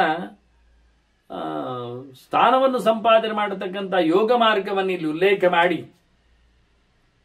ದೇಹದಲ್ಲಿನ ಎಲ್ಲ ಕಡೆಯಲ್ಲಿ ತುಂಬಿರತಕ್ಕಂಥ ಧಾತುಗಳ ಬಗ್ಗೆ, ಪಂಚಭೂತಗಳ ಬಗ್ಗೆ ಚಿಂತನೆ ಹಾಕಿ, ಹೇಗೆ ಕೇಳಿದರೆ ಒಂದು ತಟ್ಟೆಯಲ್ಲಿ ಬೆಂಕಿ ಇದ್ರೆ ಏನಾಗ್ತದೆ, ಹೇಗಿರುತ್ತದೆ, ಹಾಗೆ ಪ್ರಾಣನಲ್ಲಿ ಅಗ್ನಿಯ ಸಂಚಾರ ಇದೆ. ಗಾಳಿ ತಟ್ಟೆಯಲ್ಲಿ ಆರದ ದೀಪದ ಕತೆ, ಜ್ಯೋತಿಷ್ಯನ ಕತೆ ಉಲ್ಲೇಖ ಮಾಡ್ತಾರೆ. ಇದು ಹೇಗೆಂದರೆ ಸ್ಥಾಲಿಯಾಮ ಅಂತ, ಅಗ್ನಿಮ ಅಂತ. ಒಂದು ತಟ್ಟೆಯಲ್ಲಿ ಕೂತು ಬೆಂಕಿಯಾಗಿ ಒಂದು ದೀಪದ ಹಾಗೆ ಈ ಪಿಂಡಾಂಡದಲ್ಲಿನ ಕತೆ, ಒಳಗಿನ ವ್ಯವಸ್ಥೆ ಅದು ತಟ್ಟೆಯಲ್ಲಿಟ್ಟ ದೀಪದಂತೆ.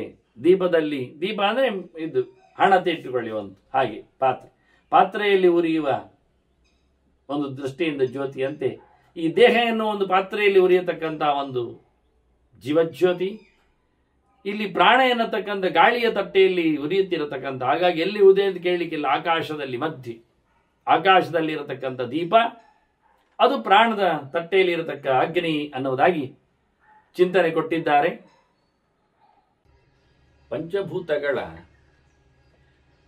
ಈ ಒಂದು ಶರೀರದ ವೈಶಿಷ್ಟ್ಯದ ಬಗ್ಗೆ ಭೃಗು ಋಷಿಗಳು ಹೀಗೊಂದು ಹೇಳಿಕೊಂಡಾಗ ಭರದ್ವಾಜರಿಗೆ ಮತ್ತೊಂದು ಬಗೆಯಿಂದ ಯೋಚನೆ, ಪ್ರಶ್ನೆ ಅವರನ್ನು ಕಾಡುತ್ತದೆ. ಅವರು ಹೇಳುತ್ತಾರೆ, ಅಲ್ಲೀಗ ಯದಿ ಪ್ರಾಣಯತೆ ವಾಯು ವಾಯುರೇವ ವಿಚೇಷ್ಟತೆ, ಗಾಳಿಯೇ ಕೆಲಸ ಮಾಡಿಸುತ್ತದೆ 16 ಪ್ರಾಣರೂಪಗಳಲ್ಲಿ. ಅದು ಒಳಗೆ ಸೇರಿಕೊಂಡಾಗ ಬೆಂಕಿಯನ್ನು ಓಡಾಡಿಸಿಕೊಂಡು ಅಂತ ಹೇಳಿರುವಾಗ ಈ ವಾಯುವಿನದ್ದೇ ಕೆಲಸ, ವಾಯುವಿನದ್ದೇ ಚೇಷ್ಟೆ ಎಲ್ಲ ಅಂತಾಗಿದ್ರೆ ಶ್ವಸಿತಿ, ಆನಂತರ ಆಭಾಷತೆ ಚೈವ, ಶ್ವಾಸೋಚ್ಛ್ವಾಸ ಆಗ್ತದೆ, ಮಾತು ಬರಬೇಕಾದ್ರೂ ಒಳಗಿನ ಗಾಳಿಯ ಪ್ರೆಷರ್ ಬೇಕು, ಹಾಗಾಗಿ ಮಾತಾಡ್ತದೆ, ವ್ಯವಹಾರ ನಡೆಯುತ್ತೆ ಅಂತಾದರೆ ತಸ್ಮಾತ್ ಜೀವ ನಿರರ್ಥಕ. ಹಾಗಾಗಿ ಜೀವ ಯಾಕೆ ಬೇಕು? ಎಲ್ಲಿದ್ದಾನೆ ಜೀವ? ಜೀವ ಏನು ವಿಷಯ? ಅದು ಊಟ ಆದಾಗ, ಒಳಗಿನ ಕೆಲಸಗಳೆಲ್ಲ ಆಗ್ತದೆ ಅಂದಾಗ, ಚಯೋಪಚಯಗಳ ಜೊತೆಯಲ್ಲಿ ದೇಹದ ಬೆಳವಣಿಗೆ ಎಲ್ಲ ಉಂಟು ಹೇಳಿದಾಗ, ಅದಕ್ಕೆಲ್ಲ ಕಾರಣ ಊಷ್ಮ ಅಂತೇಳಿ ಬೆಂಕಿಯ ಬಗ್ಗೆ ಮಾತಾಡಿದ್ರಿ, ಅಗ್ನೇರ ಜರೆಯತೆ ಚೈತತ್ ತಸ್ಮಾತ್ ಜೀವ ನಿರರ್ಥಕ. ಹಾಗಾದ್ರೆ ದೇಹದೊಳಗಿನ ಬೆಂಕಿಯ ಕೆಲಸ ಮಾಡೋದ್ರಿಂದ ಜೀವ ಹೇಗೆ? ಜೀವ ಇದ್ದು ಕೆಲಸ ಮಾಡುವುದಲ್ಲ, ಆದರೆ ಬೆಂಕಿಯ ಕೆಲಸ ಮಾಡೋದಾಗ ಗಾಳಿಯನ್ನು ಜೀವ ನಿಯಂತ್ರಿಸಿಕೊಂಡು ಕೆಲಸ ಮಾಡುವುದಿಲ್ಲ. ಅದರಿಂದ ಗಾಳಿಯ ಜೀವನ ನಿಯಂತ್ರಿಸಿಕೊಳ್ಳುವಾಗ ಜೀವ ಎಲ್ಲಿದ್ದಾನೆ? ಜೀವ ಯಾಕಿದ್ದಾನೆ? ಜೀವ ಏನು ಇಲ್ಲ. ಇಲ್ಲಿ ಗಾಳಿ ಮತ್ತೆ ಬೆಂಕಿ ಇವು ಎರಡುಗಳದ್ದೇ ಇದು ಕೆಲಸ, ಇದೇ ಸಂಘಾತ, ಅಂದರೆ ಒಟ್ಟು ಸೇರುವಂಥದ್ದು, ಒಟ್ಟಿರುವಂಥದ್ದು ಅಂತ ಅರ್ಥ ಮಾಡಿಕೊಳ್ಳಿಕ್ಕಾಗ್ತದೆ. ಮತ್ತೆ ದೇಹ ಸತ್ತಿತು ಅಂತ ಹೇಳ್ತೀರಿ, ಕೆಲಸ ಮಾಡುವುದಿಲ್ಲ, ಚೇಷ್ಟೆ ನಿಂತಿತು ಅಂತೀರಿ. ನೋಡಿ, ಹೌದಾ? ಜಂತು ಪ್ರಮೇಯಮಾಣಸ್ಯ ಜೀವ ನೈವ ಉಪಲಭ್ಯತೆ. ಜೀವ ಸಿಗ್ತದ ನಮಗೆ ಹಿಡಿಲಿಕ್ಕೆ? ನೋಡ್ಲಿಕ್ಕೆ ಆಯ್ತಾ? ಜೀವ ಇದ್ರೆ ಕಾಣಬೇಕೋ ಬೇಡವೋ? ಅದನ್ನ ಜೀವ ಸಾಯುವ ಕ್ಷಣದಲ್ಲಿ ಜೀವನು ನಮಗೇನು ಉಪಲಬ್ಧನಾಗದೇ ಇರುವುದರಿಂದ ಜೀವ ಬೇಕಾಗಿಲ್ಲ. ವಾಯುರೇವ ಜಹಾತ್ಯೇನಂ ಉಷ್ಮಭಾವಶ್ಚ ನಶ್ಯತಿ. ನೋಡ್ಲಿಕ್ಕೆ ಹೋದ್ರೆ ಗಾಳಿಯ ಚೇಷ್ಟೆ ನಿಂತಿದೆ, ಮೂಗಿಡಿದು ನೋಡ್ತಾರೆ, ಶ್ವಾಸೋಚ್ಛ್ವಾಸ ಇಲ್ಲ, ಮೇಲೆ ಕೆಳಗೆ ಹೋಗ್ತಾ ಇಲ್ಲ, ಎದೆ ಹೃದಯ ಕೈ ಕಾಲುಗಳೆಲ್ಲ ಆಡ್ತಾ ಇಲ್ಲ. ಅಂದ್ರೆ ಏನಾಯ್ತು? ಗಾಳಿಯ ಚೇಷ್ಟೆ, ಪ್ರಾಣನ ಚೇಷ್ಟೆ, ದಶವಿಧದ ಪ್ರಾಣನ ಚೇಷ್ಟೆಗಳು ನಿಂತಿದೆ. ಜೊತೆಯಲ್ಲಿ ಮೈ ಮುಟ್ಟಿ ನೋಡ್ತಾರೆ, ಕಾಲು ತಿಕ್ಕಿ ನೋಡ್ತಾರೆ, ಉಷ್ಮಭಾವಶ್ಚ ನಶ್ಯತಿ, ಬಿಸಿ ಇಲ್ಲ.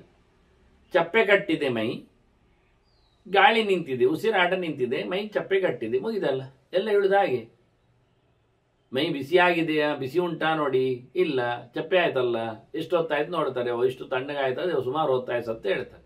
ಅಂದ್ರೆ ಬಿಸಿ ಇಲ್ಲ, ಗಾಳಿ ಇಲ್ಲ ಅಂದ್ರೆ, ಬೆಂಕಿ ಇಲ್ಲ, ಗಾಳಿ ಇಲ್ಲ ಅಂದ್ರೆ ಮತ್ತೆಂಥದ್ದು? ಇದೇ ಇದ್ದದ್ದಲ್ಲ, ಇದೇ ಇದ್ದದ್ದು, ಕೆಲಸ ಮಾಡಿದ್ದು ಇಲ್ಲ ಆಗಿದೆ. ಆದ್ರೆ ಸತ್ತರು ಹೇಳುವಾಗ ಹೇಳುವಂತ ರೀತಿಯಾಗಿ ಕೇಳಿದ್ರೆ ಉಸಿರಾಟ ಇಲ್ಲ, ಮೈ ಚಪ್ಪೆ ಕಟ್ಟಿದೆ ಅನ್ನುವ ಮೂಲಕ ಸಾವನ್ನು ಡಿಕ್ಲೇರ್ ಮಾಡುವುದರಿಂದ ಜೀವ ಇಲ್ಲ. ಮತ್ತೆ ಜೀವ ವಾಯು ಸ್ವರೂಪ ಅಂತ ಹೇಳಿಬಿಡುವ. ಗಾಳಿಯಾಗೆ ಇದ್ದ, ವಾಯುವೀಯ ಶರೀರ ಅಂದುಕೊಳ್ಳುವ ಹಾಗೆ ಗಾಳಿ. ಹಾಗಾದ್ರೆ ಗಾಳಿ ಹೋದಾಗಲೇ ಒಟ್ಟು ಹೋಗಿದ್ದಾನೆ ಅಂತ ಮಾಡುವ ಅಂತ ಯೋಚನೆ ಮಾಡಿದ್ರೆ, ಯದಿ ವಾಯುಮಯೋ ಜೀವ ಸಂಶ್ಲೇಷೋ ಯದಿ ವಾಯುನ. ಈಗ ಗಾಳಿಯ ಒಟ್ಟಿಗೆ ಜೀವ ಇದ್ದಾನ? ಇದು ಎರಡು ಪ್ರತ್ಯೇಕವಾದಂತಹ ಗಾಳಿಯ ಕತೆಗಳ, ಎರಡು ಗಾಳಿಯ ತುಂಡುಗಳ, ಅಥವಾ ಗಾಳಿ ಮರ್ಜೆ ಆಗ್ತದ? ಜೀವಗಾಳಿ ಮತ್ತೆ ಭೌತಗಾಳಿ ಎರಡು ಮರ್ಜೆ ಆಗಿರ್ತದ?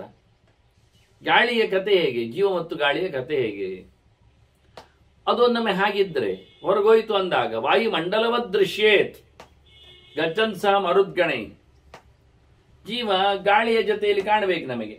ಎಲ್ಲ ಗಾಳಿಗಳು ಮೇಲಕ್ಕಿರುವಾಗ ಉಸುಳಿ ಗಾಳಿ, ಸುಂಟರ ಗಾಳಿ, ಬಿರುಗಾಳಿ, ಬೀಸುಗಾಳಿ ಎಲ್ಲ ಇರುತ್ತದಲ್ಲ, ನೋಡ್ಲಿಕ್ಕೆ ಕಾಣ್ತದಲ್ಲ ಒಂದು ದೊಡ್ಡ ಮಟ್ಟಿನಲ್ಲಿ ಗಾಳಿಯ ಹಾಗೆ ಜೀವನು ಕಾಣಬೇಕಿತ್ತು ಗಾಳಿ ಒಟ್ಟಿ ಹೋಗುವಾಗ ಒಂದೊಮ್ಮೆ.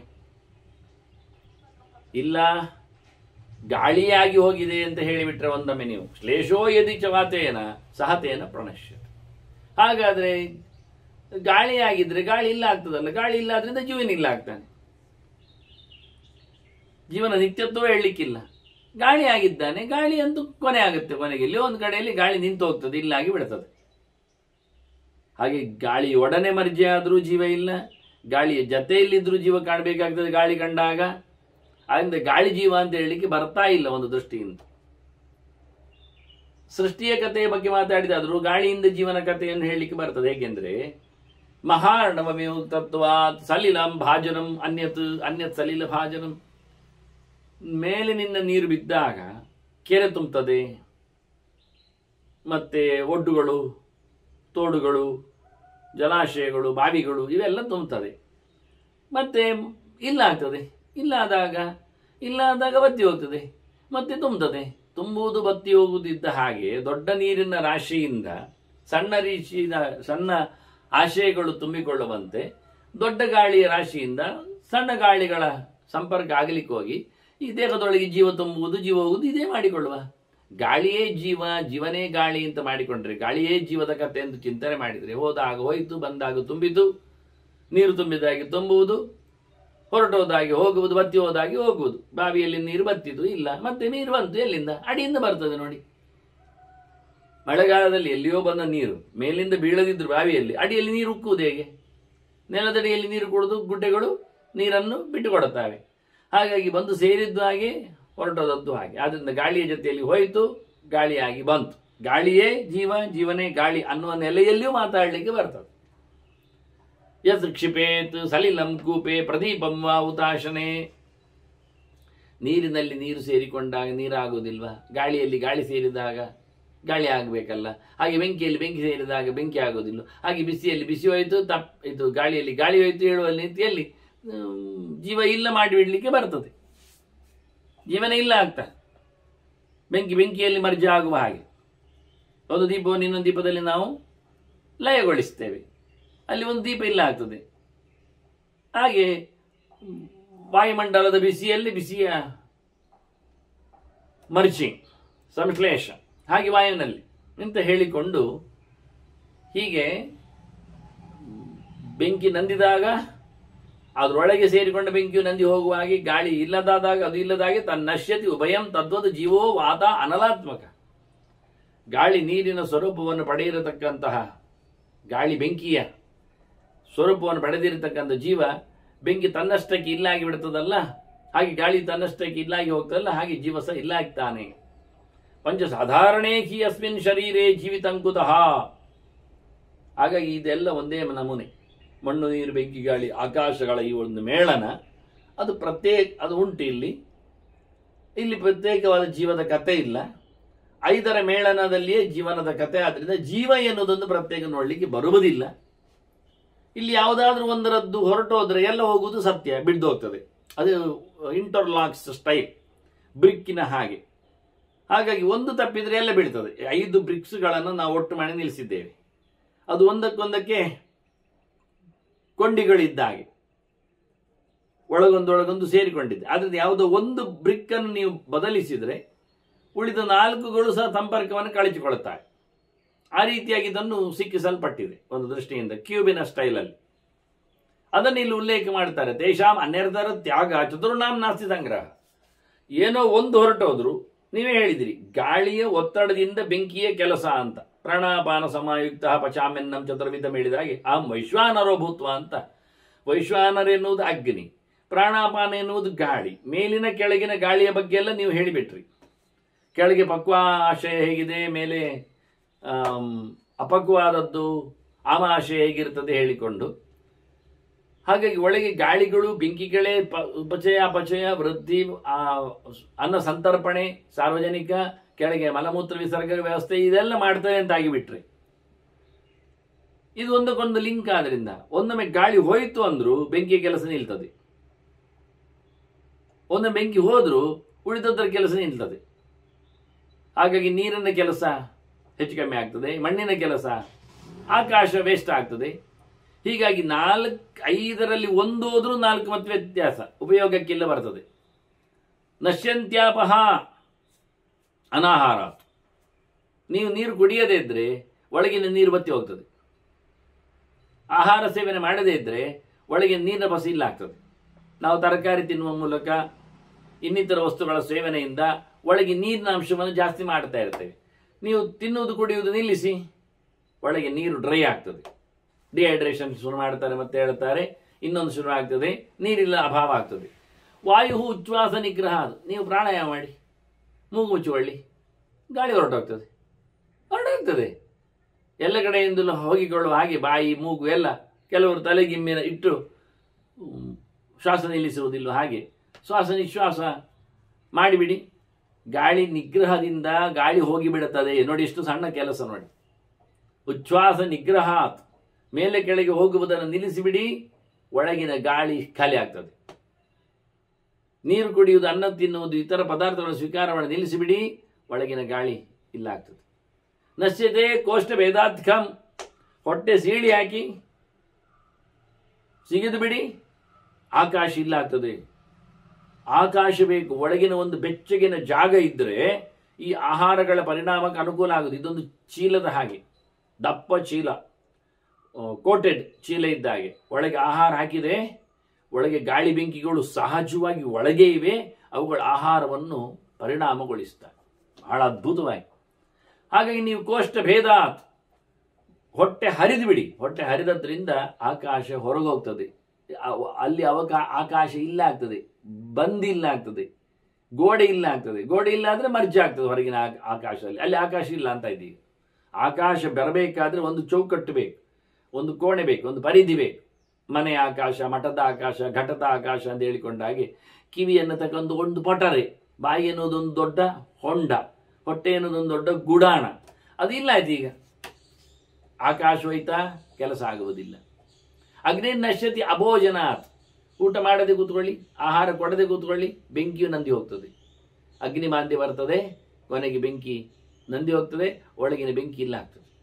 ಬೆಂಕಿಯನ್ನು ನಿಲ್ಲಿಸಬಹುದು, ಗಾಳಿಯನ್ನು ನಿಲ್ಲಿಸಬಹುದು, ನೀರನ್ನು ಸಪ್ಲೈ ಕೊಡದೆ ಮಾಡಲಿಕ್ಕೆ ಆಗ್ತದೆ, ಆಕಾಶವನ್ನು ತೆಗಿಲಿಕ್ಕೆ ಬರ್ತದೆ. ಇನ್ನು ಮಣ್ಣಿನ ಕಥೆಯನ್ನು ಕೇಳಿದರೆ ಇಡೀ ದೇಹವೇ ಮಣ್ಣುಮಯ ಅಲ್ವಾ, ಪಾರ್ಥಿವ ಶರೀರ. ಆದ್ದರಿಂದ ವ್ಯಾಧಿ ವ್ರಣ ಪಡೆಕ್ಲೇಶೈ ಮೇದಿನಿ ಚೈವ ಶೀರ್ಯತೆ. ರೋಗದಿಂದ, ಕಜ್ಜಿ ಗಾಯಗಳಿಂದ, ಇನ್ನಿತರ ಜರ್ಜರಿತವಾದಂಥ ಕೆಲವು ಅವಯವಗಳಿಂದಾಗಿ, ಅಂಗಾಂಗಗಳ ನೋವುಗಳಿಂದಾಗಿ ಮಣ್ಣು ಹಾಳಾಗಿ ಹೋಗ್ತದೆ. ಈ ದೇಹ ಕೊಳಿಲಿಕ್ಕೆ ಶುರುವಾಗ್ತದೆ, ಬಿದ್ದೋಗ್ಲಿಕ್ಕೆ ಶುರು ಆಗ್ತದೆ. ಅದರಿಂದ ಬಹಳ ದೊಡ್ಡ ಮಟ್ಟಿನ ಗಾಯ ಎಲ್ಲ ಆದರೆ ಅಲ್ಲಿಗೆ ಅದು ಕತ್ತರಿ ಮತ್ತೆ ಬಿದ್ದೋಗ್ತದೆ. ದೊಡ್ಡ ಮಟ್ಟಿನ ಕಜ್ಜಿ ಗಾಯಗಳು, ಒಳಗಿನ ರೋಗಗಳು. ಹೀಗಾಗಿ ಮಣ್ಣಿಗೆ ರೋಗ ಹಿಡಿತದೆ, ನೀರಿಗೆ ಅಗ್ನಿಗೆ ಆಹಾರ ಊಟ ಇಲ್ಲದೆ ಅದು ನಿಂತು ಹೋಗ್ತದೆ.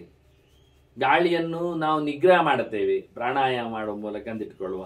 ಹೊಟ್ಟೆ ಹರಿಯುವ ಮೂಲಕ ಆಕಾಶವನ್ನು ಮರ್ಜಿ ಮಾಡಿದೆ. ಹೀಗೆ ಪೀಡಿತೆ ಅನ್ಯತಮೋ ಹ್ಯೇಷಾಂ ಸಂಗಾತೋ ಯಾತಿ ಸಂಚತಾಂ. ಇದರಲ್ಲಿ ಏನಾದರೂ ಒಂದು ಮಾಡಿದ್ರು 4ರದ್ದು ಬೇರ್ಪಡೆ ಆಗ್ತದೆ. ನೋಡಿ, 5 ಒಟ್ಟಿಗೆ ಕೂತಿದ್ದು ಅದಕ್ಕೆ ಹೇಳಿದ್ದು. ನಾನು ಊಟ ಒಂದು ಮಾಡುವುದಿಲ್ಲ ಅಂತ ಮಾಡಿದ್ದಾನೆ ಇಟ್ಟುಕೊಳ್ಳುವ. ಆಗೇನಾಯಿತು, ಬೆಂಕಿ ನಂದಿತ್ತು ಅಂದರೆ ಉಳಿದವರೆಲ್ಲ ಹೋದರು. ಪ್ರಾಣಾಯಾಮ ಮಾತ್ರ ಮಾಡಿದ್ದೇನೆ ಹೇಳಿದರೆ ಉಳಿದದ್ದೆಲ್ಲ ಹೋಗ್ತದೆ. ಸಂಘಾತಗಳು, ಶರೀರಕ್ಕೆ ಜರ್ಜರಿತವಾಗಿ ಪೆಟ್ಟು ಪುಡೆ ಬಿದ್ದಿದ್ದ, ಅಪಘಾತ ಆಗಿದೆ, ಹುಡಿ ಆಗಿದೆ, ಗಾಯ, ವಾಸನೆ, ನೆತ್ತರು, ಹೇಸಿಗೆ ಎಲ್ಲ ಆಗಿದೆ, ಸಾಯ್ತಾನೆ. ಹಾಗೆ ಯಾವುದರೇ ಒಂದು ಹೆಚ್ಚು ಕಡಿಮೆ ಆದರೂ ಇಡೀ ದೇಹ ಬೀಳುತ್ತದೆ. ತಸ್ಮಿನ್ ಪಂಚತ್ವಾಪನ್ನೇ ಜೀವ ಕಿಮನುಧಾವತಿ. ಈಗ ಎಲ್ಲಿದ್ದಾನೆ ಜೀವ? ಎಲ್ಲಿದ್ದಾನೆ? ಯಾರೊಟ್ಟಿಗೆ ಓಡ್ತಾನೆ? ಗಾಳಿಯೊಟ್ಟಿಗೆ ಹೇಳಿದ್ರಿ, ಆಗ ಬೆಂಕಿ ಒಟ್ಟಿಗೆ ಹೇಳಿದ್ರಿ, ಈಗೆಂತ ಆಕಾಶದೊಟ್ಟಿಗೆ? ಆಕಾಶ ಅಂದ್ರೆ ಏನಿಲ್ಲ ಅಂತ ಅರ್ಥ ಅಲ್ಲ. ಮತ್ತೆ ಎಲ್ಲಿಗೆ? ನೀರಿನ ನಡೆಯಲಿಯ ಅಥವಾ ಮಣ್ಣಿಗ? ಕಿಂ ವೇದಯತಿವಾ ಜೀವ ಎಂದು ಗೊತ್ತಾಗ್ತದೆ ಅವನಿಗೆ? ಎಂತ ಗೊತ್ತುಂಟು? ಸಾಯುವುದೇ ಗೊತ್ತಾಗುವುದಿಲ್ಲ ಅವನಿಗೆ, ಇನ್ನು ಸತ್ತನಂತರ ಏನು ಗೊತ್ತಾಗ್ತದೆ? ಎಲ್ಲಿ ಹೋಗಿದ್ದಾನೆ ಹೇಳುದು? ಇಲ್ಲ ರೀ. ಕಿಂ ಶೃಣೋದಿ ಬ್ರವೀತಿಚ ಎಂತ ಹೇಳ್ತಾನ, ಕೇಳ್ತಾನ? ಹೇಳಲಿಕ್ಕೆ ಕೇಳಲಿಕ್ಕೆ ಏನಿದ್ರು ಸಹ ಈ ದೇಹದಲ್ಲೇ ಆಗುವಂಥದ್ದಲ್ಲ ಕೆಲಸ. ಹೊರಟೋದ ಜೀವ ಹೇಳುವುದೇನು ಕೇಳುವುದೇನು? ಮತ್ತು ಇಲ್ಲ ಆಯ್ತು. ಸತ್ತ ನಂತರ ಅವನಿಗೆ ಒಳ್ಳೆಯದಾಗಬೇಕು. ಇಲ್ಲಿ ಬದುಕಿದ್ದಾಗ ಏನೆಲ್ಲ ಋಣ ಪರಿಹಾರ ಮಾಡಿಕೊಳ್ಳಿಕ್ಕೆ ಆಗಲಿಲ್ಲ, ಅದನ್ನು ಗೋದಾನ ಮಾಡಬೇಕು. ಹಾಗೆಲ್ಲ ಹೌದು ಮಾಡಿ. ಏಷಾ ಗೌಹು ಪರಲೋಕಸ್ಥಂ ತಾರೇಷ್ಯಂತಿ ಮಾಮಿತಿ. ನಾನು ಪರಲೋಕಕ್ಕೆ ಹೋದಾಗ ನನ್ನನ್ನು ಅದು ಉದ್ಧಾರ ಮಾಡ್ತದೆ, ಮಾಡಿದ ಋಣಗಳಿಗೆ ಪರಿಹಾರ ಆಗ್ತದೆ. ಅನೇಕ ಬಗೆಯ ಋಣಗಳಿರ್ತಾವೆ, ಅವುಗಳನ್ನೆಲ್ಲ ಕಳ್ಕೊಂಡು ಬರಲಿಕ್ಕೆ ಉಂಟು. ಹಾಗಾಗಿ ಅದನ್ನು ಮುಂದುವರಿಸುವಂತೆ ಮಾಡಲಿಕ್ಕೆ ಒಂದು ಧನದಾನ ಕೊಟ್ಟರೆ ಆ ಧನದಿಂದ ಅವನು ಯಜ್ಞಯಾಗಗಳಿಗೆ ಉಪಯೋಗಿಸಿಕೊಂಡು ಅದರ ತುಪ್ಪವನ್ನು, ಹಾಲನ್ನು, ಊಟಕ್ಕೆ ಅದನ್ನು ಉಪಯೋಗಿಸಿಕೊಂಡು 10 ಜನರಿಗೆ ಉಪಕಾರ ಮಾಡುವನು. ಅದನ್ನು ಮತ್ತೆ ಮರಿಗಳು ಸಂತಾನಗಳು ಅದನ್ನು ದಾನ ಮಾಡುವ ಮೂಲಕ ಮತ್ತೊಂದಿಷ್ಟು ಜನರಿಗೆ ಗೋದಾನದ ಪುಣ್ಯ ಬರುವಂತೆ ಆಗಲಿಕ್ಕೆ ಪರಲೋಕದಲ್ಲಿ ಇವನು ಬೇಕಾದಷ್ಟು ಪುಣ್ಯವನ್ನು ಅದರ ಬೆನಿಫಿಟ್ ಅನ್ನು ಅಲ್ಲಿ ಮಾಡಿದ FD ಇದ್ದಾಗೆ ಆ ಗೋವಿನ ಫಲವನ್ನಾತ ಪಡಿತಾನೆ ಅಂತ ನೀವೇನು ಹೇಳ್ತೀರಿ. ಅಯ್ಯೋ ದತ್ವಾಮ್ರಿಯತೆ ಜಂತು ಸಾಗವು ಕಿಂ ತಾರಯಿಷ್ಯತಿ. ಅದು ಕೊಟ್ಟ ನಂತರ ಸತ್ತಿದ್ದು ತಾನಂತ ಇಟ್ಕೊಳ್ಳಿ, ಇವನಿಗೆ ಅಂತ ಲಾಭ ಆಗ್ತದ? ಇವನಿಗೆ ಅಂತ ಸಿಗ್ತದೆ? ದಾನ ಕೊಟ್ಟದ್ದು ದನವು ಸಾಯಿದೆ ಅಲ್ವಾ, ಅದೇನು ಪರ್ಮನೆಂಟ್ ಉಳಿತದ? ಹಾಗಾಗಿ ಇವನಿಗೆ ಏನು ಪುಣ್ಯಕ್ಕೆ ಇನ್ನೊಂದು ಲೋಕಕ್ಕೆ ಹೋದಾಗ ಅದು ಉಪಕಾರಕ್ಕೆ ಬರ್ತದೆ? ಹೇಗೆ ಬರಲಿಕ್ಕೆ ಸಾಧ್ಯ ಉಂಟು? ಗೌಶ್ಚ ಪ್ರತಿಗೃಹೀತಾಚ ದಾತಾಚೈವ ಸಮಂ ಯದ ಹೈವ ವಿಲಯಂ ಯಾಂತಿ ಕುತಸ್ತೇಷಾಂ ಸಮಾಗಮ. ಅವರು ಹೇಳುದು ಇವನಿಗೆ ಕೊಟ್ಟಂತದ್ದನ್ನ ದಾನ ಮಾಡಿದ್ದರಿಂದ ಅದು ಪರಲೋಕಕ್ಕೆ ಮತ್ತೆ ಬಂದಾಗ ಅಲ್ಲಿ ಅವನಿಗೆ ದನ ಸಿಕ್ಕಿ ಬೇಕಾದಷ್ಟು ಐಶ್ವರ್ಯಗಳೆಲ್ಲ ಬರುವ ಹಾಗೆ ಮಾಡ್ತದೆ. ಅಯ್ಯ ಮಾರೆ, ಇಲ್ಲೇ ಎಲ್ಲ ಒಟ್ಟು ಕೊಟ್ಟವನು ಸತ್ತಿದ್ದಾನೆ, ಪಡೆದವನು ಸತ್ತಿದ್ದಾನೆ, ದನವೂ ಸತ್ತುಕೊಂಡಿದೆ, ಇವರು ಮತ್ತೆ ಒಟ್ಟಾಗುವುದು ಎಲ್ಲಿ, ಯಾವಾಗ, ಹೇಗೆ ಕೇಳ್ತಾನೆ? ಯಾವನ ಮನೆ ಆಗ್ಲಿಕ್ಕೆ ಉಂಟಿದ್ದಲ್ಲ, ಏನು ಕತೆ ಕೇಳ್ತಾನೆ? ಎಲ್ಲಿ ಆಗ್ಲಿಕ್ಕೆ ಆಗ್ತದೆ? ಹೇಗೇಗೋ ಸಾಯ್ತಾರೆ ಜನರು. ವಿಹಗೈಹಿ ಉಪಭುಕ್ತಸ್ಯ, ಕೆಲವರು ತಮ್ಮ ದೇಹವನ್ನು ಹಕ್ಕಿಗಳಿಗೆ ಬಿಟ್ಟು ಹೋಗ್ತಾರೆ. ಗಮ್ಮತ್ನಲ್ಲಿ ಹಕ್ಕಿಗಳು ತಿಂದಾಗ್ತಾರೆ. ಇವತ್ತದು ಪರ್ಷಿಯಾದವರಲ್ಲಿ ಉಂಟದು, ಪಾರ್ಸಿಗಳಲ್ಲಿ ಉಂಟು ಇವತ್ತು ಹಾಗನ್ನು ಮಾಡೋದು. ಹಿಂದೆಲ್ಲ ಗುಡ್ಡೆಯಲ್ಲಿ ದೊಡ್ಡ ಬೆಟ್ಟದಲ್ಲಿ ಆ ದೇಹವನ್ನು ಇಟ್ಟು ಬರ್ತಿದ್ರು, ಅಲ್ಲಿ ಹಕ್ಕಿಗಳು ಬಂದು ಮೇಲಕ್ಕೆ ತಿಂದು ಹೋಗ್ತಿದ್ರು. ಕಂಡು ಅವುಗಳು ಶವವನ್ನು ಕಂಡಾಗ ಅವುಗಳು ಬರ್ತವೆ. ಈಗ ಅಂತ ಬೆಟ್ಟಗುಡ್ಡಗಳು ದೊಡ್ಡ ಮಟ್ಟಿನಲ್ಲಿಲ್ಲ, ಜನರು ಹೆಚ್ಚಾಗಿದ್ದಾರೆ, ಪೇಟೆ ಕೊತ್ತಲಗಳು ಹೆಚ್ಚಾಗಿವೆ. ಈಗ ತಾರಸಿಯ ಮೇಲೆಲ್ಲ ಇಡ್ತಾರೆ. ಅವರವರದ್ದೇ ಮನೆಯೋ ಮತ್ತೊಂದು ಇನ್ನೊಂದು ಕಡೆ ಅತ್ಯಂತ ಎತ್ತರದ ಬಿಲ್ಡಿಂಗಿನ ತಾರಸಿ ಮೇಲೆ ಇಟ್ಟು ಬಿಟ್ರೆ ಹಕ್ಕಿಗಳು ಬಂದು ತಿಂದು ಹೋಗ್ತಾರೆ, ಮುಗಿದೋಯ್ತು. ಪಾಂಡವರು ಅಜ್ಞಾತವಾಸಕ್ಕೆ ತೆರಳಿದಾಗ ತಮ್ಮ ಆಯುಧಗಳನ್ನೆಲ್ಲ ಕಟ್ಟಿ ಶಮೆ ಮರದ ಮೇಲೆ ಇಟ್ಟಾಗ ಅವರಲ್ಲಿ ಹೇಳಿಕೊಂಡು ತಿರುಗಿದ್ದೆಂಥದ್ದು, ಅದು ನಮ್ಮ ತಾಯಿ ಸತ್ತದ್ದು, ಅವಳ ಸಂಸ್ಕಾರ ನಾವು ಮಾಡುವ ಪದ್ಧತಿ ಹೀಗೆ, ಹಕ್ಕಿಗಳಿಗೆ ತಿನ್ನಲಿಕ್ಕೆ ಬಿಡುವುದು ಅಂತ ಕಟ್ಟಿ. ಆದ್ರೆ ಮುಚ್ಚಿ ಹಾಕಿ ಇಟ್ಟದ್ದು ಗೋಣಿಯಲ್ಲಿ ಯಾರು ಕೇಳಲಿಕ್ಕೆ ಹೋಗ್ಲಿಲ್ಲ. ಪುಣ್ಯ ಜೋತಾಗಿದ್ದ ಹಾಗೆ ಮಾಡಿಕೊಂಡವರು, ಯಾರು ಮುಟ್ಟಬಾರದು ಹೆಣ ಅಂತ ಮಾಡ್ಲಿಕ್ಕೋಸ್ಕರ ಅವ್ರು ಮಾಡಿದ್ದ ಹಾಗೆ, ಹತ್ತಿರ ಬರ್ಲಿಕ್ಕಿಲ್ಲ ಎಲ್ಲ ಅಂತ. ಹಾಗೆ ಹೀಗೆ ಉಪಭುಕ್ತಸ್ಯ ಶೈಲಾಗ್ರಾಪತಿ ಸಸ್ಯ. ಕೆಲವರು ಬೆಟ್ಟ ತುದಿಯಿಂದ ಕೆಳಗೆ ಹಾರ್ತಾರೆ, ಧುಮುಕ್ತಾರೆ. ಇದು ಒಂದು ದೃಷ್ಟಿಯಿಂದ ಪಾರ್ಥಿವ ಸಮಾಧಿ ಅಂತ ಮುಗಿದೋಯ್ತು. ಇಲ್ಲ, ತಮ್ಮಂತಾವು ಕೊನೆಗೆ ಆಗದೇ ಇದ್ದಾಗ, ಕೆಲಸ ಮಾಡದೇ ಆಗದೇ ಇದ್ದಾಗ ಆದಷ್ಟು ಎತ್ತರ ಬೆಟ್ಟಕ್ಕೆ ಹೋಗುದು, ಹೋಗಿ ದೇವರ ಧ್ಯಾನ ಮಾಡ್ತಾ ಕೂತ್ಕೊಳ್ಳೋದು, ಭಗವಂತನ ತಪಸ್ಸು ಅನುಷ್ಠಾನ ಮಾಡ್ತಾ ಅಲ್ಲಿ ಎಷ್ಟೊತ್ತಿಗೆ ಯಾವಾಗ ಏನಾಗುತ್ತೆ ಗೊತ್ತಿಲ್ಲ, ಅಲ್ಲಿಂದ ಅವನು ಕೆಳಗೆ ಬಿದ್ದು ಸಾಯ್ತಾನೆ. ಇನ್ನು ಅವನಿಗೆ ಸಾಧನೆ ಆಗುವುದಿಲ್ಲ, ಒಂಚೂರು ನಡೆಯುವುದಿಲ್ಲ. ಅಂತ ಹೊತ್ತಿನಲ್ಲಿ ಶೈಲಾಗ್ರ ಪತಿದಸ್ಯ ಅಥವಾ ಆತ್ಮಹತ್ಯೆ ಎಂದು ತಿಳ್ಕೊಳ್ಬೇಕಾದ್ರೆ ಇರಲಿ. ಅಗ್ನಿನಾಚ ಉಪಯುಕ್ತಸ್ಯ, ಬೆಂಕಿಗೆ ಆಹುತಿಯನ್ನು ಕೊಡ್ತಾರೆ ಅವನು, ಏನಂ ನಯ ಅಂತ ಹೇಳಿಕೊಂಡು. ಹಾಗಾಗಿ ಬೆಂಕಿಯಲ್ಲಿ ಸುಟ್ಟೋಗಿರ್ತಾನೆ. ಇಂತಹ ಸಂದರ್ಭಗಳೆಲ್ಲ ನೋಡಿಕೊಂಡಾಗ ಕುತಃ ಸಂಜೀವನ ಪುನಃ ಮತ್ತೆ ಹುಟ್ಟಿ ಬರುವುದೊಂದು ಹೇಗೆ ಹೇಳುದು ನಾವು? ಯಾರು ಬರುವುದು, ಎಲ್ಲಿ ಬರುವುದು? ಸಂಪೂರ್ಣ ನಾಶ ಆಗಿಬಿಟ್ಟಿದೆ. ಹುಟ್ಟುವ ಕಥೆ ಏನುಂಟು? ಮರಗಳಿನ ಕತೆ ಬೇರೆ, ಗೊತ್ತಾಯ್ತಾ? ಚಿನ್ನಸ್ಯ ಯದಿ ವೃಕ್ಷಸ್ಯ ನಮೂಲಂ ಪ್ರತಿರೋಹತಿ. ನೀವು ಬೇರು ಸಮೇತ ಕಿತ್ತನ ಮರದಲ್ಲಿ ಎಲ್ಲಿಯೂ ಸಹ ಮತ್ತೆ ಬರುವುದಿಲ್ಲ, ಅದರದಿಲ್ಲ, ಸರ್ವನಾಶ. ಮತ್ತೆ ಅದು ಬುಡ ಬರುವುದು, ಕೆಳಗೆ ಮೇಲಿಂದ ಮತ್ತೆ ಏಳುವುದಲ್ಲಿಂದ ನಾವು ಕಿತ್ತೆಸಿದ ಜಾಗದಿಂದ ಮತ್ತೆ ಬರುವುದು ಎಲ್ಲ ಇಲ್ಲ. ಅದೇ ಮರದಲ್ಲಿ ಆಗುವುದೇನು ಗೊತ್ತುಂಟ? ಬೀಜ. ಬೀಜಾನ್ಯಸ್ಯ ಪ್ರರೋಹಂತಿ, ಅದು ಸತ್ಯ. ಮೃತ ಹಾಕುವ ಪುನರೇಷ್ಯತಿ. ಮರದಲ್ಲಿ ಬಂದಿರತಕ್ಕ ಬೀಜ ಮರ ಇದ್ದಾಗಲೇ ಇನ್ನೊಂದು ಕಡೆ ಹಾಕಿದಾಗ ಗಿಡ ಆಗ್ತದೆ. ಅದರಿಂದ ಬೀಜಕ್ಕೆ ವಿಷಯವೇ ಬೇರೆ, ಅದು ಬೇರೆ ಜೀವ ಇದ್ದಾಗೆ. ಬೀಜ ಮರ ಆದದ್ದು ಹೌದು, ಮರವೇ ಸತ್ತದ್ದು ಮತ್ತೆ ಮರ ಆದದ್ದಿಲ್ಲ. ಆದ್ರಿಂದ ಸತ್ತವನು ಬರುವುದೆಲ್ಲಿಗೆ? ಮೃತಃ ಕಹ ಪುನರೇಷ್ಯತಿ. ಹಿಂದೆ ಸೃಷ್ಟಿ ಮಾಡಿದ್ದು ಹೇಗೆ? ಬೀಜ ಮಾತ್ರಂ ಪುರಾ ಸೃಷ್ಟಂ ಯದೇ ತತ್ ಪರಿವರ್ತತೆ. ಹಿಂದೆ ಮಾಡಿದ್ದು ಬೀಜದ ಸೃಷ್ಟಿ, ಅದು ಬೀಜದಿಂದ ಬೀಜ, ಬೀಜದಿಂದ ಬೀಜ ಆಗ್ತದೆ, ಬೀಜದ ಮರ ಆಯಿತು, ಮರದಲ್ಲಿ ಗಿಜಿ ಒಂದಿಷ್ಟು ಬೀಜ ಆಗ್ತದೆ, ಮತ್ತೆ ಒಂದಷ್ಟು ಬೆಳೀತದೆ. ಆದರೆ ಸತ್ತವರಿಂದ ಮತ್ತೆ ಕೊಡಿ ಬರೋದು, ಮತ್ತೆ ಅದರ ಬೀಜ ಆಗೋದು, ಮತ್ತೆ ಇನ್ನೊಂದು ಹುಟ್ಟಿ ಬರೋದು ಎಲ್ಲ ಇಲ್ಲ. ಹೆಣದಲ್ಲಿ ಬೀಜ ಬರ್ತದೆ. ಮೃತ ಪ್ರಳಶಂದಿ, ಸತ್ತವರು ಓದದ್ದು ಓದದ್ದೇ, ಮತ್ತೆಂತ? ಬೀಜಂ ಪ್ರವರ್ತದೆ. ಬೀಜದಿಂದ ಬೀಜ ಬರ್ತದೆ, ಹೆಣದಿಂದ ಹೆಣ ಬರುವುದಿಲ್ಲ. ಸತ್ತವನಿಂದ ಹುಟ್ಟಬೇಕಾಗತ್ತೆ, ಮತ್ತೆ ಅದಾಗುವುದಿಲ್ಲ. ಬೀಜದಿಂದ ಪ್ರವೃತ್ತಿಯನ್ನು ನಾವು ಕೇಳ್ತೇವೆ ಹೊರತು ಸತ್ತವನಿಂದ ಹುಟ್ಟುವುದನ್ನು ಕೇಳೋದಿಲ್ಲ. ಹಾಗಾಗಿ ಬಹಳ ವಿಚಿತ್ರವಾಗಿ ಈ ಜೀವನ ಪದ್ಧತಿ ಇರಲಿಕ್ಕೆ ಹೋಗಿ ಇದು ಹೇಗೆ ಸಾಧ್ಯ ಆಯಿತು, ಪಂಚಭೂತಗಿಂತ ವಿಲಕ್ಷಣವಾದ ಜೀವನ ಪ್ರವೃತ್ತಿಯ ಬಗ್ಗೆ ಚಿಂತನೆ ಏನು ಎನ್ನುವುದಾಗಿ ಬಹಳ ದೊಡ್ಡ ಮಟ್ಟಿನ ಸೃಷ್ಟಿಯಲ್ಲಿನ ಮುಂದರಿಕೆ ಒಂದು ದೃಷ್ಟಿಯಿಂದ ಇದನ್ನು ಪ್ರಶ್ನಿಸಿದ್ದಾರೆ. ಅದಕ್ಕೆ ಬಹಳ ಚಂದವಾಗಿ ಭೃಗು ಋಷಿಗಳು ಅದ್ಭುತವಾದಂತಹ ಕೆಲವು ಸಂಗತಿಗಳನ್ನು ಉಲ್ಲೇಖ ಮಾಡ್ತಾರೆ, ಹೇಗೆ ಏನು ಎನ್ನುವುದನ್ನು ನಾವು ಅದನ್ನು ತಿಳ್ಕೊಳ್ಳುವ. ವಾಸ್ತವವಾಗಿ ಇವ ಕೃಷ್ಣನ ಕಾಲದಲ್ಲಿನ ಕಾಲಯವನನ ಒಂದು ಅಕ್ಷೋಹಿಣಿಗಳು ಕಂಡಾಬಟ್ಟೆ, ಜರಾಸಂಧನ 17 ಬಾರಿ ಯುದ್ಧದಲ್ಲಿ 23 ಅಕ್ಷೋಹಿಣಿಗಳು ಪ್ರತಿ ಯುದ್ಧದಲ್ಲಿ ಸೇರಿದ ಕತೆ.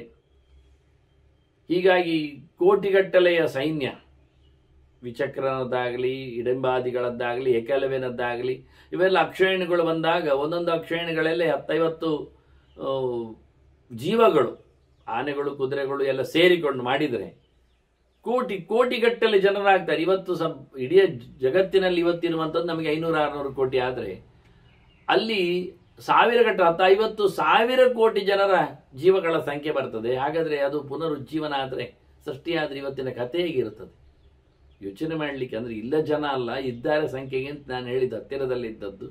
ಹೀಗಾಗಿ ಸೃಷ್ಟಿಯ ಕಥೆ ಏನು ಎನ್ನುವುದರ ಬಹಳ ಅದ್ಭುತವಾದ ಪ್ರಶ್ನೆಗೆ ಮುಂದಿನ ಚಿಂತನೆಯಲ್ಲಿ ನಾವು ಅದರ ಉತ್ತರವನ್ನು ಕೇಳುವ. ವಂದನೆಗಳೊಂದಿಗೆ ಶ್ರೀಕೃಷ್ಣ ನಾರಾಯಣ ನಾರಾಯಣ ನಾರಾಯಣ.